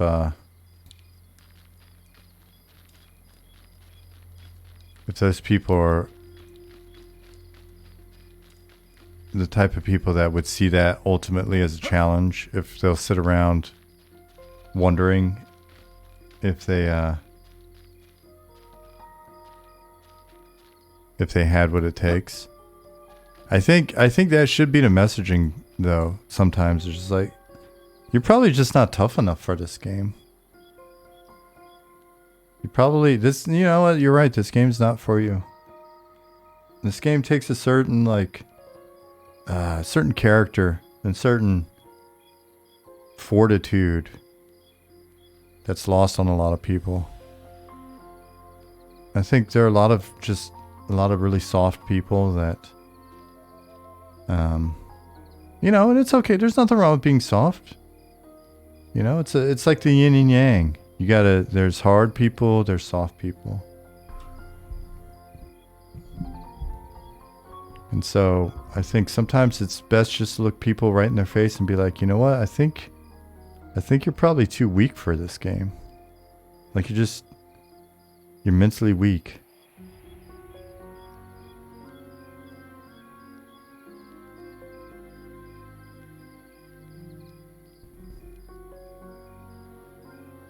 And if that's not a marketing campaign, I don't know what to tell you. I don't know. What are you guys gonna do for marketing? Just tell people they're probably too weak to play the game.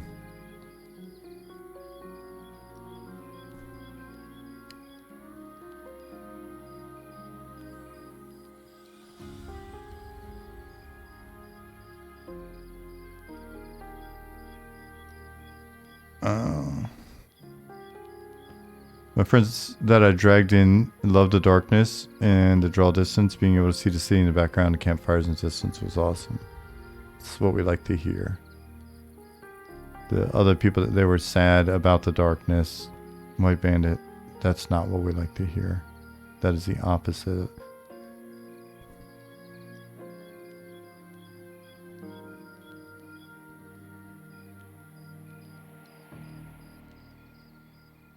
From the outside, a lot of people wouldn't think they would like it. I had a friend I had to drag kicking and screaming into P99 after a few hours of it. You can't put it down. I've heard that about a few people that have started, like, their first EQ experience was P99.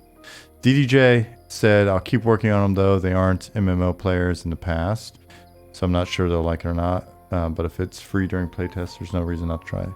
That's what I like to hear. Yeah, and if they've never played MMO before.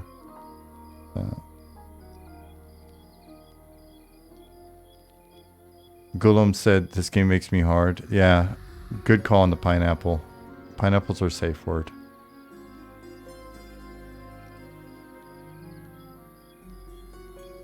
Eminem marketing strategy. Eminem's more game than most can handle. Monsters and Memories. Tagline, we're not sure if this game's for you, really. Yeah, not sure.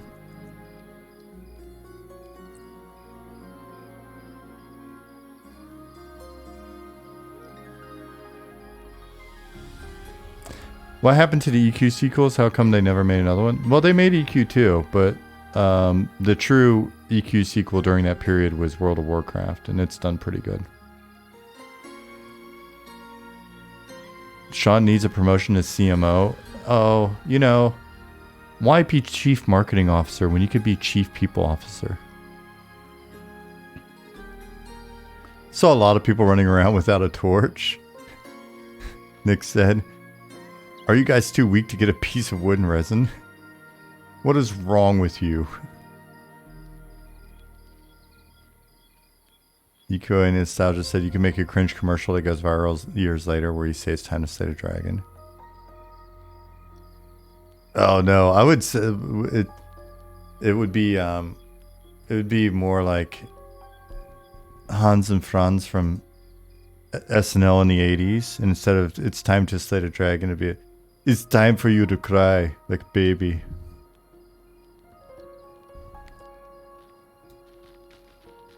Are you ready to cry like baby? Okay. Install M&Ms.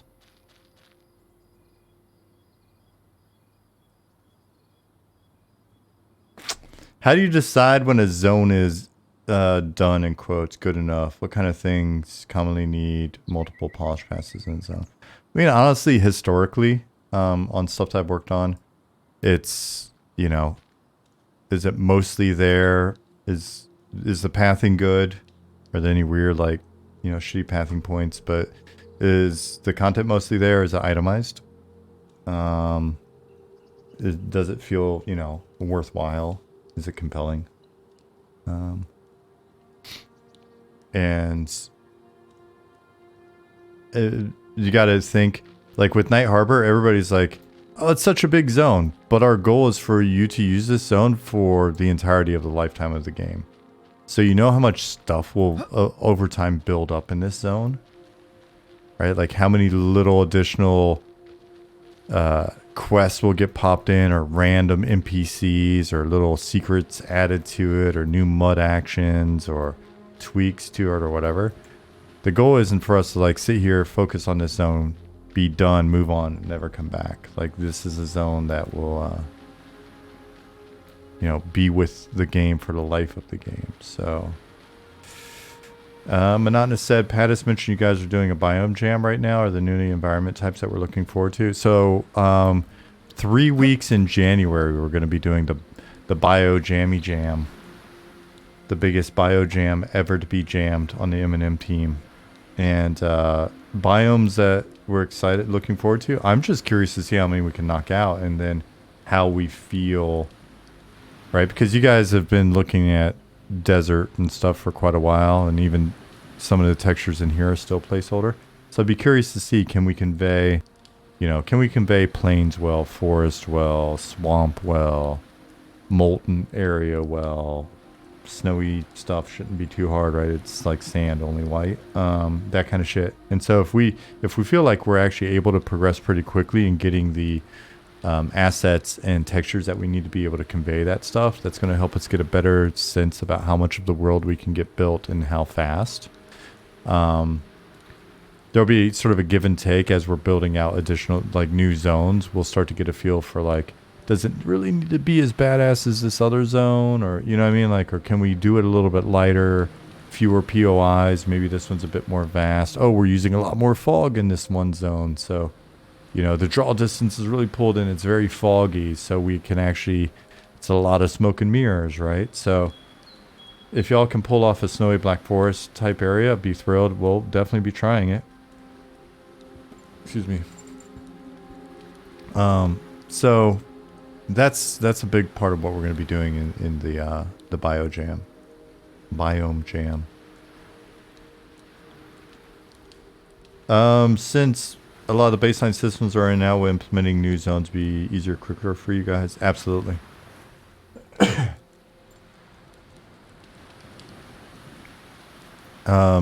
So there's you know, as we go, there have been and there will be continued improvements to the the tools for content, but also tools for the environment artists, techniques that they use as well.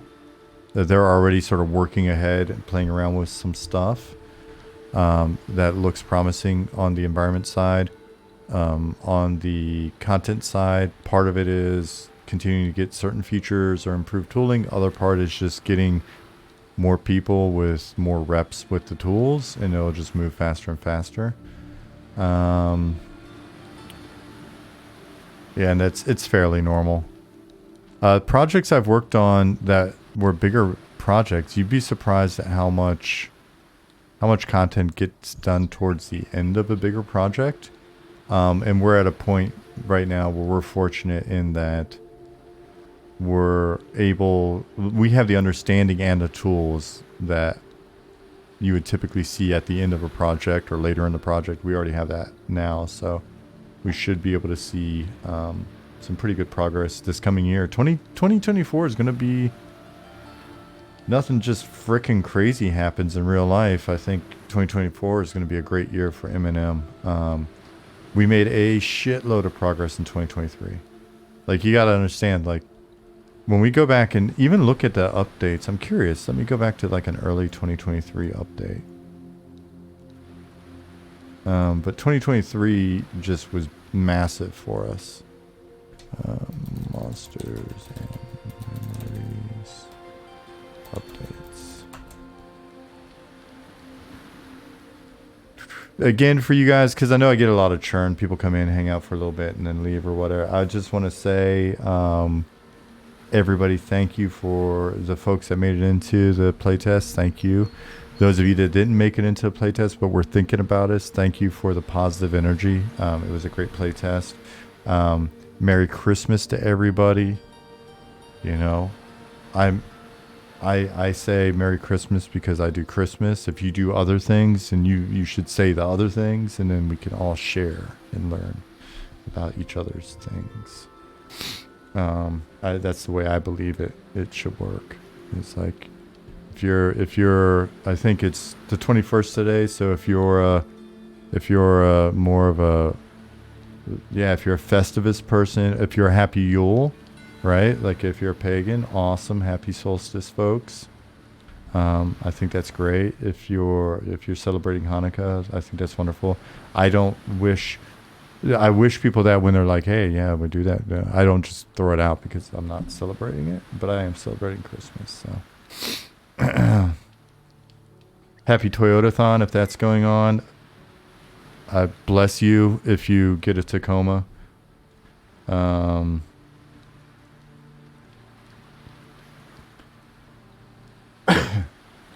Wish you a gory blood fest. Yeah, I mean,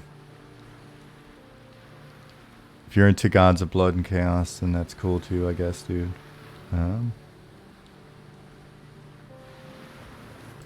Spelled slightly differently, but yeah, I believe so, Liz. Again, not one I'm as familiar with, but I'm not leaving, Nick. Because people come in and out and they churn during the course of a stream. I just wanted to make sure that no one missed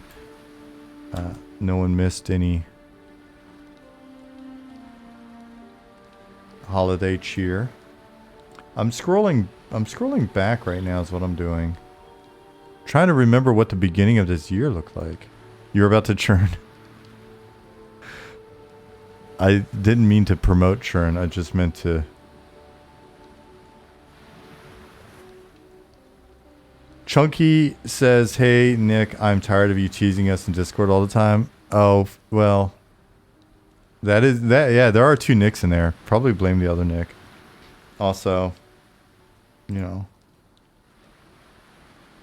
our Discord's too intense for a lot of people.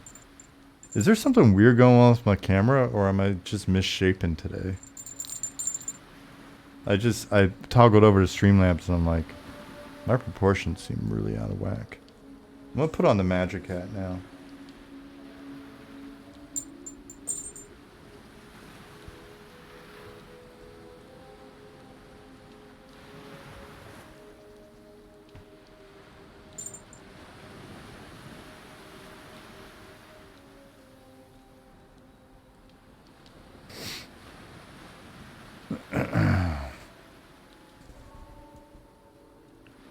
I love reading the Discord and just laughing at some of the shit that you guys get so worked up about. And the other Nick, not our Nick, but the other Nick is just messing with you and messing with you.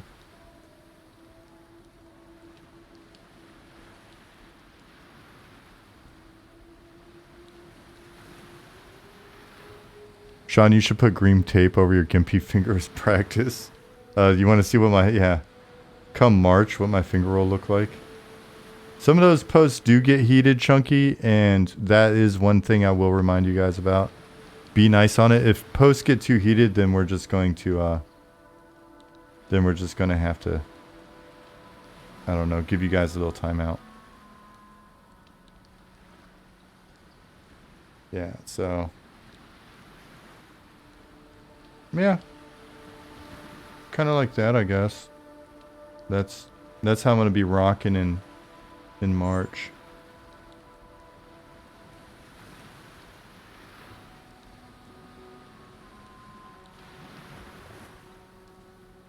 Yeah, interesting. Good idea.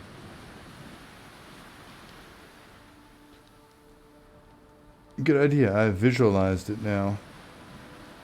But I'm really hoping that sometime shortly after that I'll get the new robot finger. Yeah, we're not sure if they're gonna let me keep it. We're gonna ask.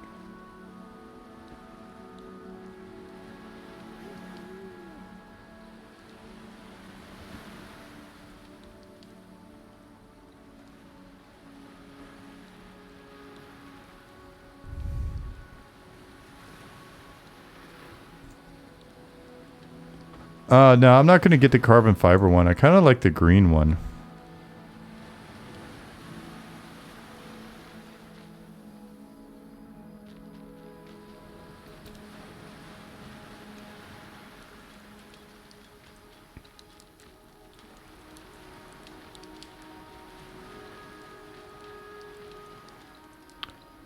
Put it in a glass jar like the hand of Vecna. Yeah, I mean, if they'll let me, I'm definitely gonna do something fun with it. I watched the surgeries on YouTube. Did that yesterday. Spent a little bit of time watching some of the amputations on YouTube, just so I could get a feel for what they're gonna do.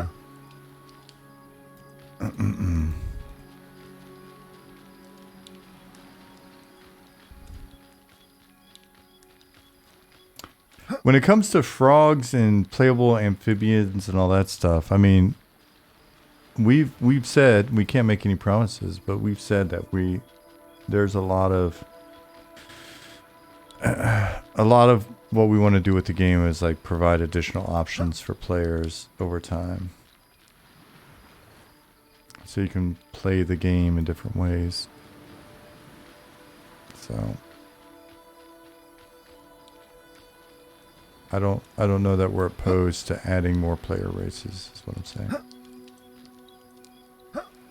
Goblins to frogs, kind of a big jump.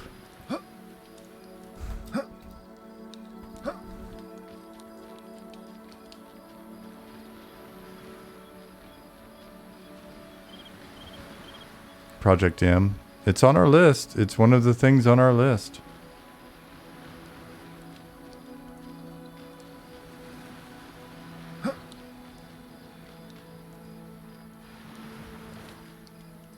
Yeah, statue's actually got textures on it now. Infathers asked, any ideas on how to keep areas populated when the game becomes more high level heavy? How did EQ team manage that? It's kind of sad to see the empty zones. The EQ team didn't manage it super well. So for us, it's focus on ensuring that functionality that is key to, you know, let me restate that. Ensuring that there's certain functionality that is just specific to cities, and we don't compromise that over time, so that you need to come back to cities. We've already shown there's a nice mix of high level and low level content, right? There's plenty of opportunity for high level players to come back in the area. A lot of zones will also continue to be the staging point for other content like expeditions out there. So when you're done essentially going out and doing that content, you'll be coming back. So maintaining our player housing, integrating crafting, especially higher level crafting, into both housing and cities, right? So yeah, I love the rat races as well, pun intended. I really like, that was the only race that I really excuse me, that I really liked on EQ2 was, I liked the Rotanga better than the other ones. Barrick said after the alpha test this week, Pantheon Eminem was an extremely popular topic of discussion, and it was all good. Yeah, we appreciate that. We appreciate the love.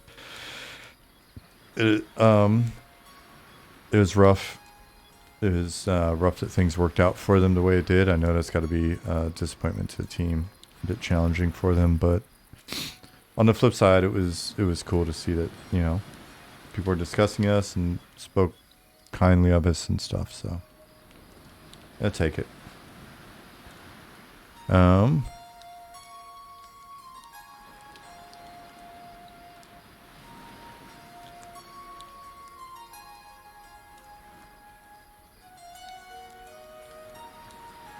Throw a magic cloak over you, so I can just make myself disappear if you don't want me here.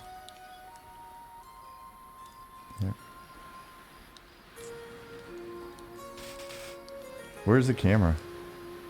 Where's the camera? Let me find it. Main camera. There it is.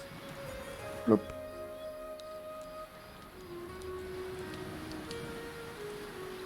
Pessimistic Squid said, the more I come here, the more I talk with the devs and the fans and community, the more excited I become. Y'all are amazing. Yep, and that is why it's important for you guys not to be mean to each other in Discord. We're going to stay on top of it. I know it's going to seem kind of naggy at times or like pedantic, or you're going to be like, but Sean, this is the way people talk to each other on the internet. Yeah, well, every once in a while we're going to have to get you to calm your shit a little bit. One should be nice to each other. White Bandit said me and Rediker were mean to each other a while back, but now we're homies. It's nice when it works out that way, but if we got to toss some water on you guys and give you both a, give you a little time out, then it's going to happen. Because we have a rad community. I mean, 6,000 people? 6,000 people on the Discord, and it's that civil, and there's like that minimal sort of level of bullshit. So I think that's great.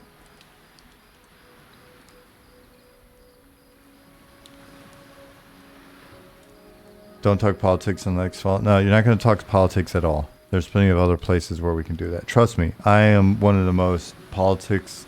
I can't spend 15 minutes in real life without talking politics. But I don't do it here. And you're not going to do it here. I know you're just kidding, but just in case anybody doesn't know it. This is where we come to get away and be cool to each other.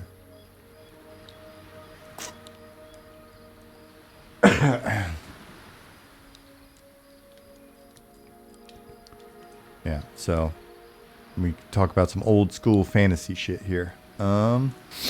But yeah, Angry Bit said you guys do a good job keeping a positive community. We appreciate it. We've got a lot of participation from folks on the team in the Discord.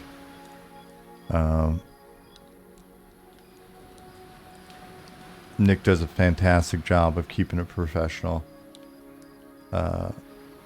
Yeah, I mean, we talk about it a little bit, we talk about like our approach a little bit in terms of, I mean, we're not like a very polished PR team. We're not, I think we're showing, I hope, we'll see. Though maybe somebody that's watching this is familiar with us or whatever, and so they don't have the rose-colored glasses on or something like that.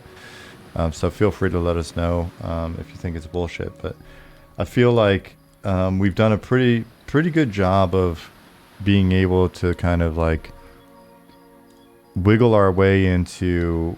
I don't know if compete is the right term, but like we're providing a comparable product to other companies that are out there. We're not just like a, super indie, tiny, like just. We want the game to feel like a legit game. We don't want the game to just feel like a hobbyist kind of thing, right?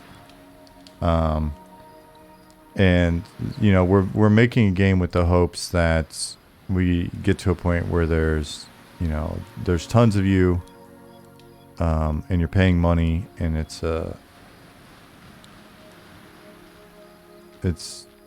legit, gaming experience. But we're not gonna try to like fake the funk and be like a professional company, even if we're doing professional company shit, right? Like we're gonna come on streams. We won't have anybody looking over our shoulder from like PR, marketing, or from the executive staff. We're not gonna try to bullshit you with like, everything that we say on stream is just who we are. It's just, this is the way we talk, for good or bad. When we're posting in Discord, we're gonna crack jokes and bust balls and just kind of be humans. And then and sometimes, like I've had to catch myself, Pessimistic Squid. There have been times where I've been a little premature on the maybe the game's not for you kind of thing, and the guy's like, this is a Burger King, sir. Can I take your order? I was like, oh shit, yeah. So every once in a while I get a little quick to like fire that one off. But sometimes that's just the truth, right? Like sometimes we're like, people are, the folks are just kind of like, hey, well, if you don't get rid of them corpse runs, you're just not going to have enough people to sustain a business. And we're like, I mean, for us, it's important for us to go, well, then maybe we won't be able to sustain a business, right? Like, we have to take that risk. We've got to take that risk. Otherwise, we're making some other game. And a lot of times that other game that people are talking about is just like, it's already been made, or it's already over there, or it's already someone else is working on a similar version of it. And going back to the original thing we were talking about early in this stream, is there are a lot of people that have been saying things like, oh man, this has just got such a different vibe, and I don't know why this just feels so much like it did back in the day, and blah blah blah. And it's like, well, because of some of those like kind of frustrating FU kind of decisions that we make. It's just, I firmly believe that. Ferrix and Spoontime, thank you for the follows. Oh man, it's funny. We've got stuff that broke after the playtest. It didn't look like this when we played.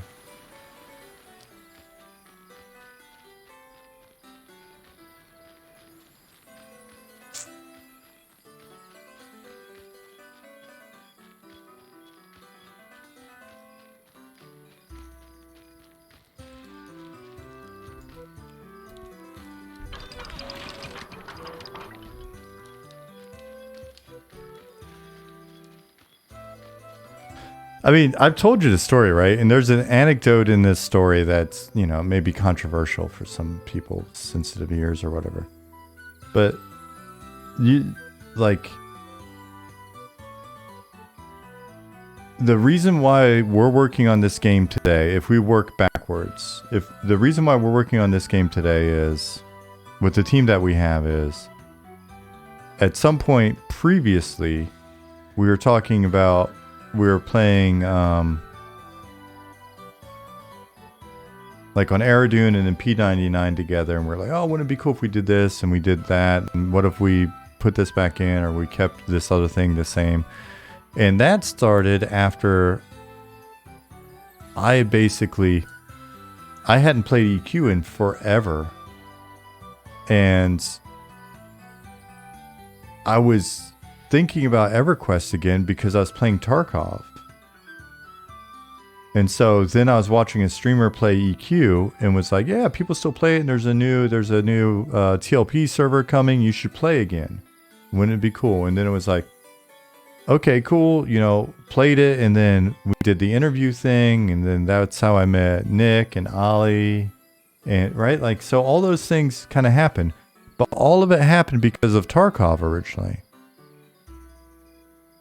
Because I got excited about playing Tarkov, and it was like, man, this is crazy, and it's brutal, and there's no hand holding, and it like had to watch a video to even learn what not to do before I played, and it got me in the mood to play EQ.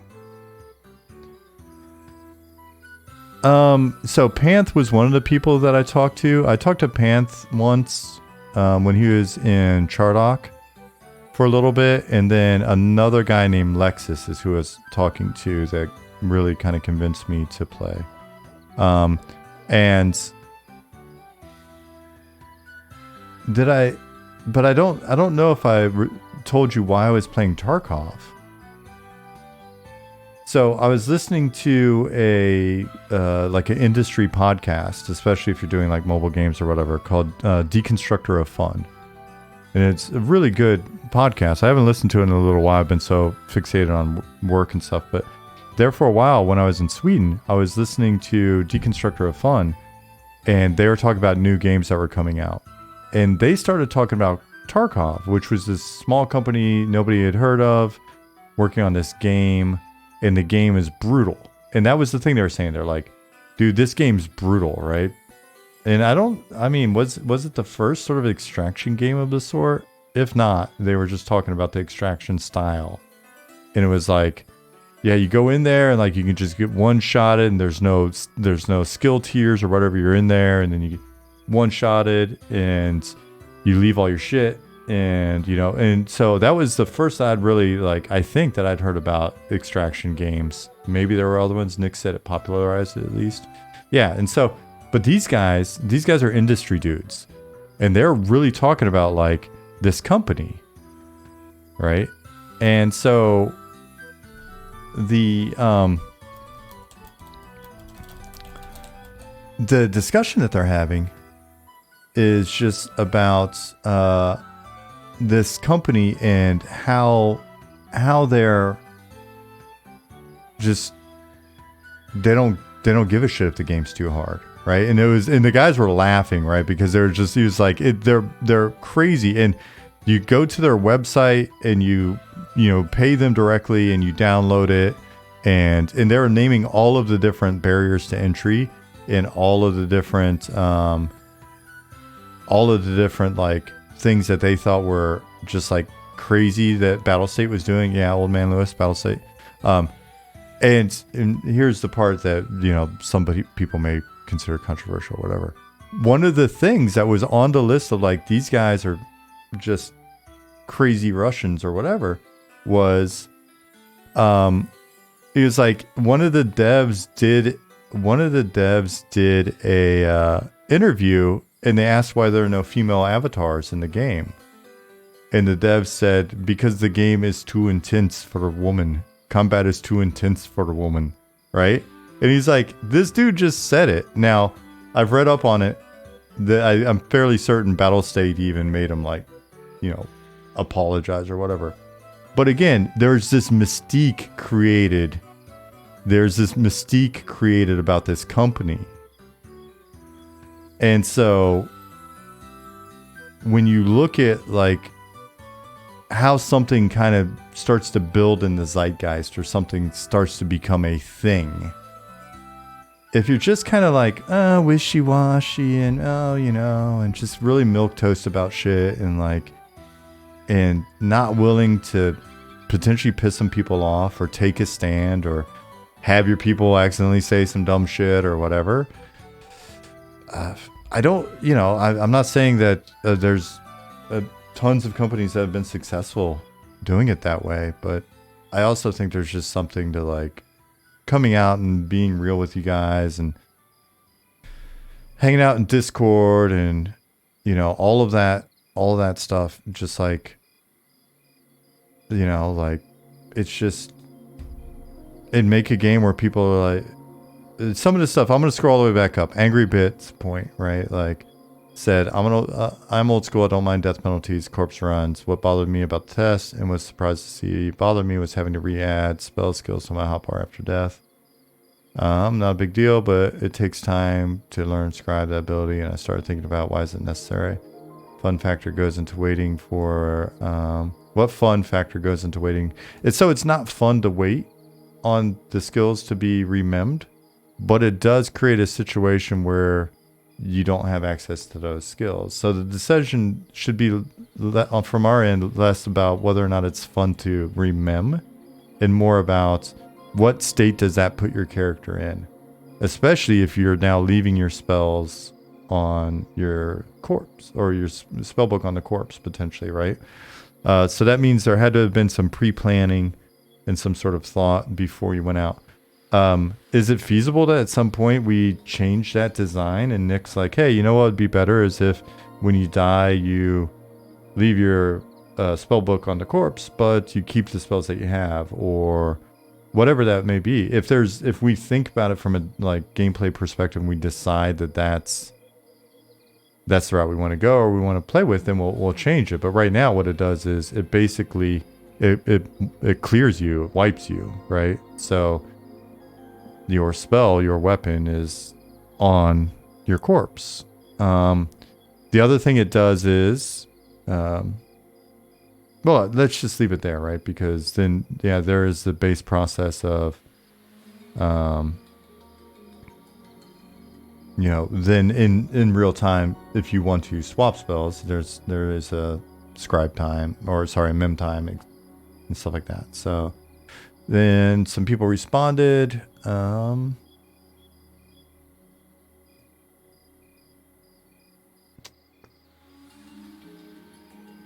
Pessimistic Squid responded, I think. So let me see what's there.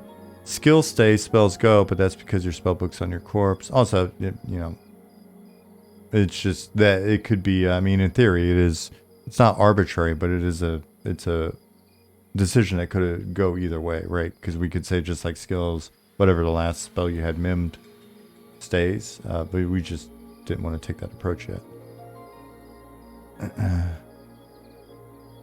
And then having to take the time to actually remem stuff. Now, look at it like this.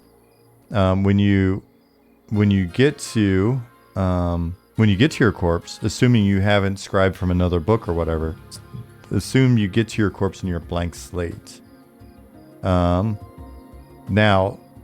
as part of the corpse recovery, yeah, there's some downtime. If you're in a safe spot, it's not actually adding to any tension or whatever. Rememming, it is just taking time. And yeah, we do waste some of your time. I think I was watching a streamer, Pete Dorr, and he was such an interesting person to watch because he was doing a lot of just stuff wrong. And I think it's okay to say that. And it was like I was watching, I'm like, oh, is this guy going to get bummed because he's doing a number of things wrong or he's not figuring them out? And when he finally got around, like he figured it out, he's like, oh man, that only took me 40 minutes to figure out. But I love that it took me 40 minutes to figure out. Or I think at one point he said, oh man, this is wasting my time. And I love it. Right. Like, and I think there's something to this idea of, all right, you need to, you know, in a situation where it's a bit more high stress, like you guys are, you're doing a CR and there's pressure on to actually like get stuff loaded and you're like, oh shit, I don't have time to mem everything. What's the most important things for me to mem first? Then there's some gameplay value, right? Could also create an opportunity or implement a class or perk that mems through death. That is potential, you know, there's an opportunity for that. There's potential to have things that are more like cantrips in the future.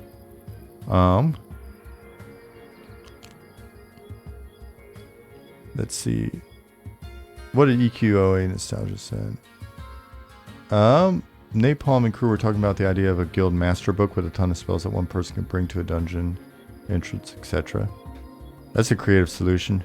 If you guys wind up getting too creative with the solutions, we may have to like nerf some of it, but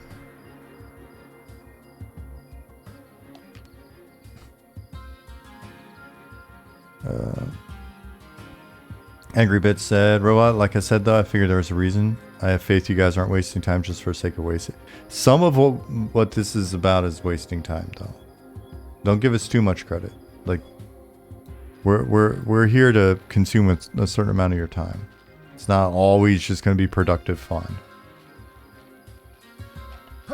But if you play anything like I do, I waste so much of my own time. I'm that guy that will run halfway across the world to check and see if there's people in a different dungeon, only to realize I really didn't want to play in this dungeon after all, and then the next day have to get a port back. Right, so.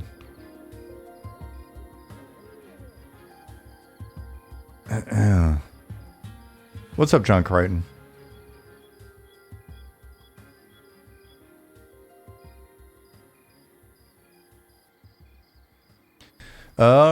Trotsky says, what kind of design decisions do you make by agreement between multiple people versus just letting a single designer decide? A lot of the way we've got our team set up is, even in areas where we've got multiple people, uh, we tend to have one person in each respective area that, you know, they own the area. And, you know, if it's Orkin staff doing animations or Zukin doing characters or whatever. And then even if there are like multiple people working on something, right? Like, so we've got Pattis and Simon working on environments, and Bill just came in on props and stuff environments. We tend to let people just do their thing, and then we keep an eye on it. If something looks wrong or doesn't feel right, we give a lot of feedback. We have essentially Slack, which is like Discord, business Discord, and stuff's getting posted and there's constantly feedback. But the goal is to try to make sure that everybody understands the goals or the vision of things in our style, and then we just expect them to kind of hit that. On the design side, you know, for the longest time, it was just, you know, really me, Nick, and Ollie doing design stuff. When Bunny was on the team, she was helping with some world building. And then within that, you know, if it's a lot of the system stuff and character abilities and classes and combat, etc. I mean, that's an area where Nick's just going, and, you know, he's got just a shitload of game knowledge and a really deep understanding of that stuff, and he goes, there's not a need for us to have like a committee of like, all right, well, now this person's got to prove that, blah, blah, blah, right? Like, and then there are, you know, when we hit certain topics where we've got opinions, then like Ollie and I will chime in and we'll go back and forth and stuff, and the three of us will figure things out. When it comes to like systems that are different new gameplay systems, Ollie's programming them. A lot of the times, now that we've got more programmers, that's not always the case, but in the past a lot of it was Ollie. And Ollie's a very good designer as well. And so the three of us could talk and be like, hey, maybe I should do this, blah, blah, blah. And then Ollie just kind of goes. And if something, we haven't had a lot of stuff like implemented or created where we're like, that is just absolutely wrong, gotta toss it, right? Like, we've been very fortunate that we haven't gone down too many stray paths. We've had some stuff where it took us quite a while to figure it out, like our character pipeline, you know, and the tech involved there. But we haven't had a lot of just like veering off. And we've had little ones where, you know, like Ollie will go, it's like, I just made a thing, and we'll come back and we're like, that's not the right thing. And he'll be like, oh, okay. You know, just like, all right, cool. Delete, change, whatever. But I think it's just the you know, the important thing for us as a team is getting the right people on the team, and then we don't have to have a lot of discussion in order to make a thing happen. We have a lot of discussion to polish a thing or improve a thing or iterate on a thing, right? So people go off, they do their stuff, and they bring it back, and then we look at it. Is Hamad still involved with the game? It was fun seeing you guys talk on a stream a long time ago. Unfortunately, no. Was it earlier this year? Yeah, essentially, Hamad's, dude, he's brilliant at what he does. He's just such a unique talent when it comes to both art and design. The thing was, he just didn't have the time. And we run into that every once in a while with people where it's like stuff goes on in their real life, because again, we're not paying anybody full time, you know? And so stuff goes on in their life, and it was just like, it's a bummer. But after a while, we're kind of like, we have the talk of, hey, if we're only going to be able to see it once every few months or something, then it's, you know, it's just one of those things where it's easier for us to part ways for now. And then if people's life situation changes, then we, you know, open door, come back on the team, do cool stuff. But what we don't want to do is like get to a point where we're a 25 or 30 or 35 person team with some folks that only are able to check in once every 4 or 5 or 6 months. It's not really fair to the team. It's not fair to you guys. If you're like, oh man, you know, I like so-and-so's work, or hey, what's so-and-so up to? And we don't have an answer for you for 4 months. That's not great. And our goal really is to keep the team as small as possible. We're a 20-person team right now. But those folks are actively engaged, and as folks hit a point where they're just not available, then we discuss it with them, and we want people to be able to feel comfortable having that conversation with us, because there's no hard feelings. Yeah, that's the thing, right? Folks need to be able to commit to doing certain work, and then we need to know that it's going to get done. Rediker's talking about back in the day Half-Life mod teams. Someone saying, hey, I'll make this, and then disappears for 4 months. Yeah, it just doesn't work well for the team. It's not fair to the folks that are like, being pretty consistent. And people on our team all the time, there's stuff that pops up where someone's got to disappear for a couple weeks or, a month or two or whatever. And when it happens, it happens. But they're real good about like then coming back and be like, all right, I'm back, and then re-engaging. And everybody's just kind of consistently chopping away at stuff. So what's up, Robert? Those of you that are new here that aren't aware, Robert is the person that's made the music that you've been listening to the whole time.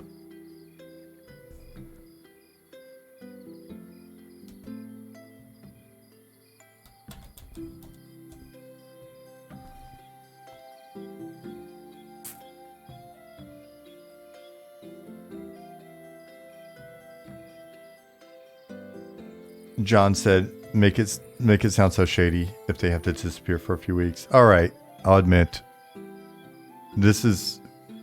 we're all government agents. This is just a side project for government agents. It's how we know each other.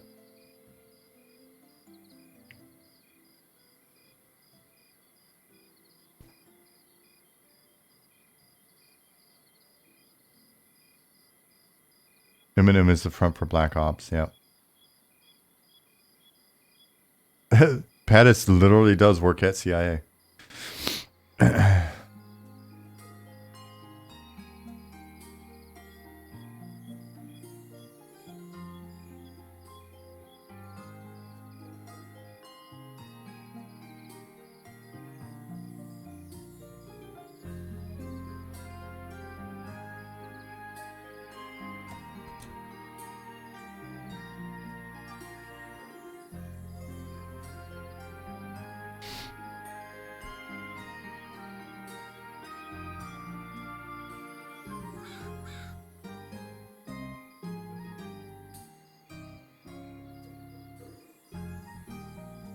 Ikarish, we can't confirm that, but we will say that, listen, even the government keeps up with the times.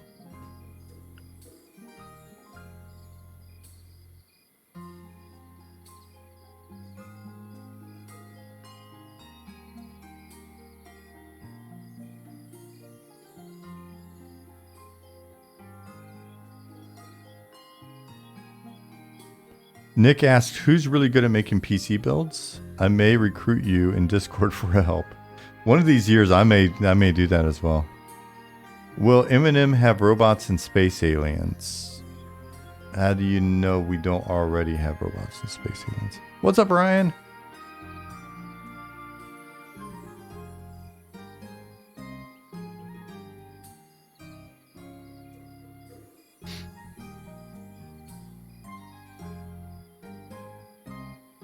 I cannot wait to be done here so I can floss. I've got something stuck in my teeth, and I've been poking at it with my tongue the entire 2 hours and 34 minutes that we've been here.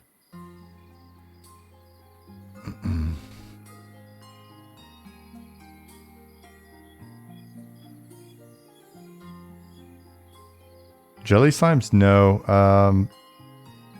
Chicken wings. I've got a chicken wing stuck in my tooth. DDJ said, check out PCPartPicker.com. I don't know what kind of picker. I was like, what are you even like, I skimmed it really quick, and I was like, I know it's late at night. It's almost 11 p.m. But you guys are just really randy tonight. And then I realized it was actually just my brain.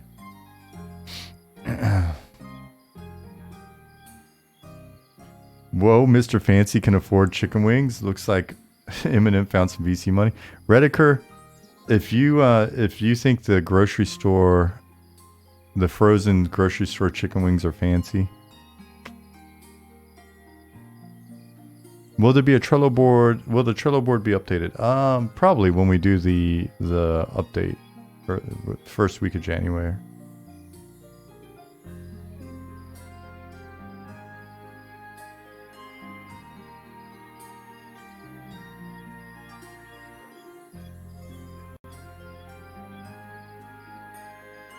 Do I miss all the greasy American food back home?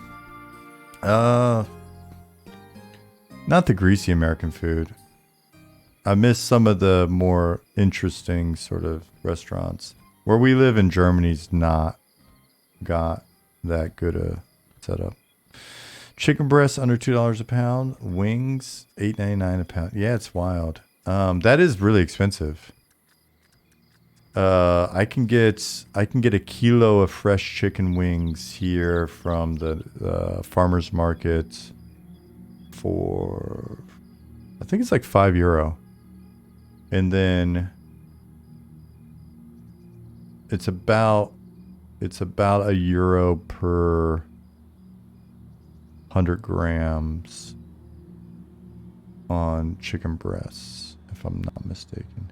Yeah, there is definitely some like Mexican food, Tex-Mex, stuff like that. It's not comparable here.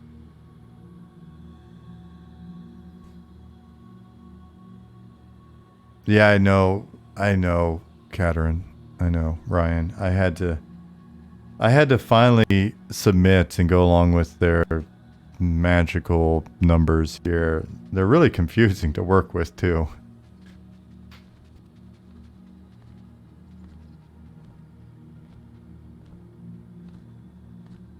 Robert said, my dream is that Finland would get its first Chipotle.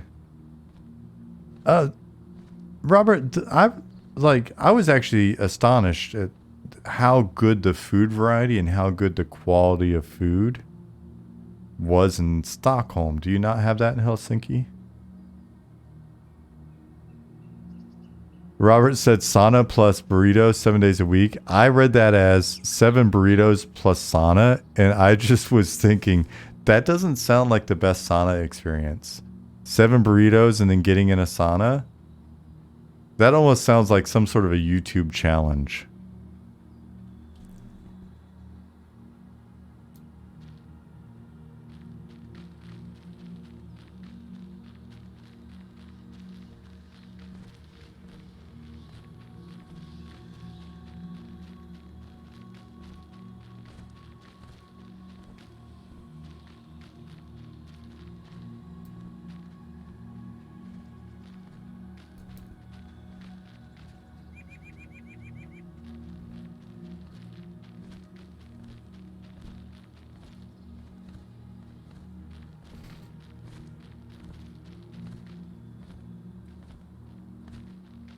Stockholm is like triple the size of Helsinki, so yeah, much better options. How small is Helsinki then? Because Stockholm did not seem like that big of a city to me.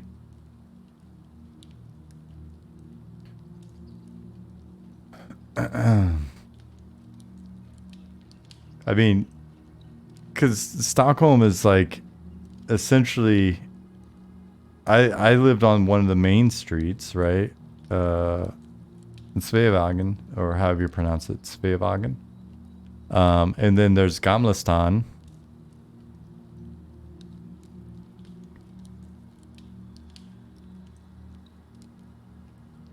Like St. Eriksplan, or however.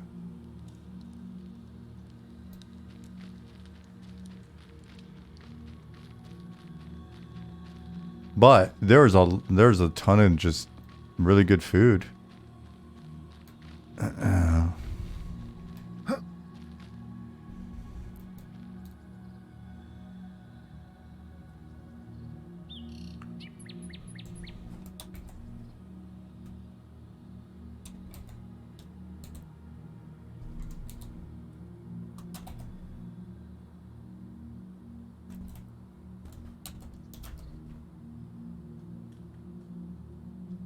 Helsinki with its suburbs, about 1.6 million. I think 600K in the main city.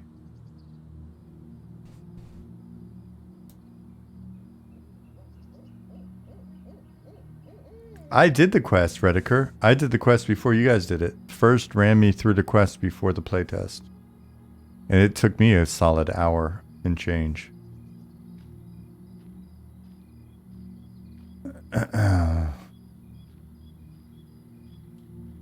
Where do Europeans get avocados from? Mexico? Wherever. I thought it was somewhere in South America, not Mexico. But if no, we get all of ours from across the ocean as well. That's why being vegan is so good for the environment.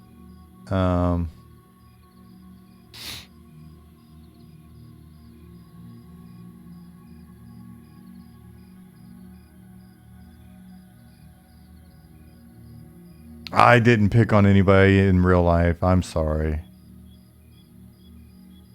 Sorry to put my tongue in the cheek at 10:50.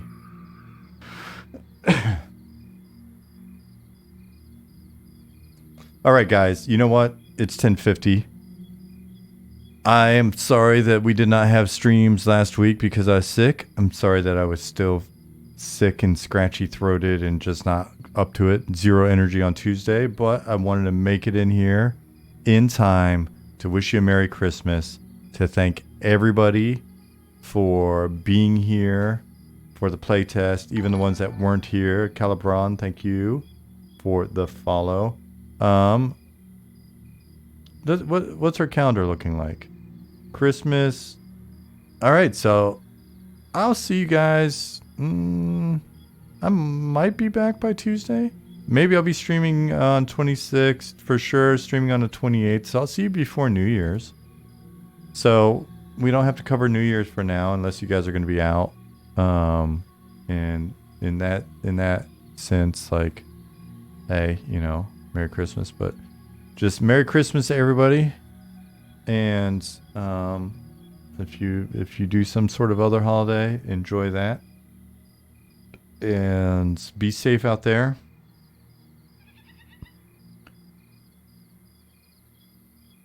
If I don't see you before New Year's Eve, thank you for a wonderful, wonderful 2023. It's been a lot of fun.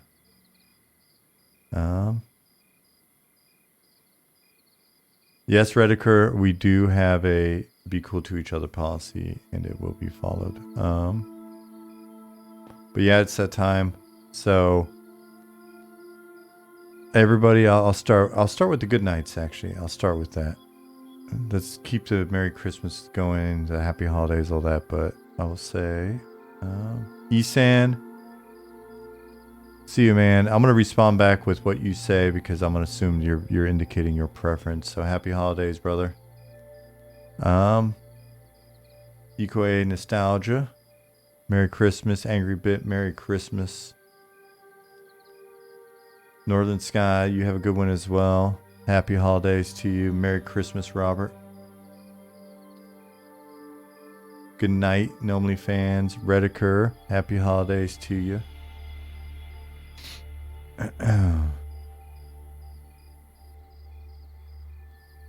You never know when we're going to do tests in the future, but we'll try to help you guys with clarity so you're not sitting around there feeling all uncomfortable that it's not happening. Pessimistic Squid. I hope you have a blessed holiday as well. Nicodemus, good to see you. Have a great weekend. Good night, Nick. MMO Pug, Merry Christmas. Chinny D, you're welcome. Warland, you're welcome. Have a Merry Christmas. Yeah, keep comfortable by staring at the campfire, Rediker says. Rev Chumley, you're welcome for the stream. Yeah. Thank you. I am feeling better. Have a great holiday yourself. Infarish, Merry Christmas. DDGA, Merry Christmas. Too early for a Happy New Year, Monotonous. We'll see each other before then. Frogzor, you have a wonderful holiday yourself. Ridamok, Merry Christmas. Talet, you have a great day. You're very welcome for the stream. Liz Biscuits, Merry Christmas.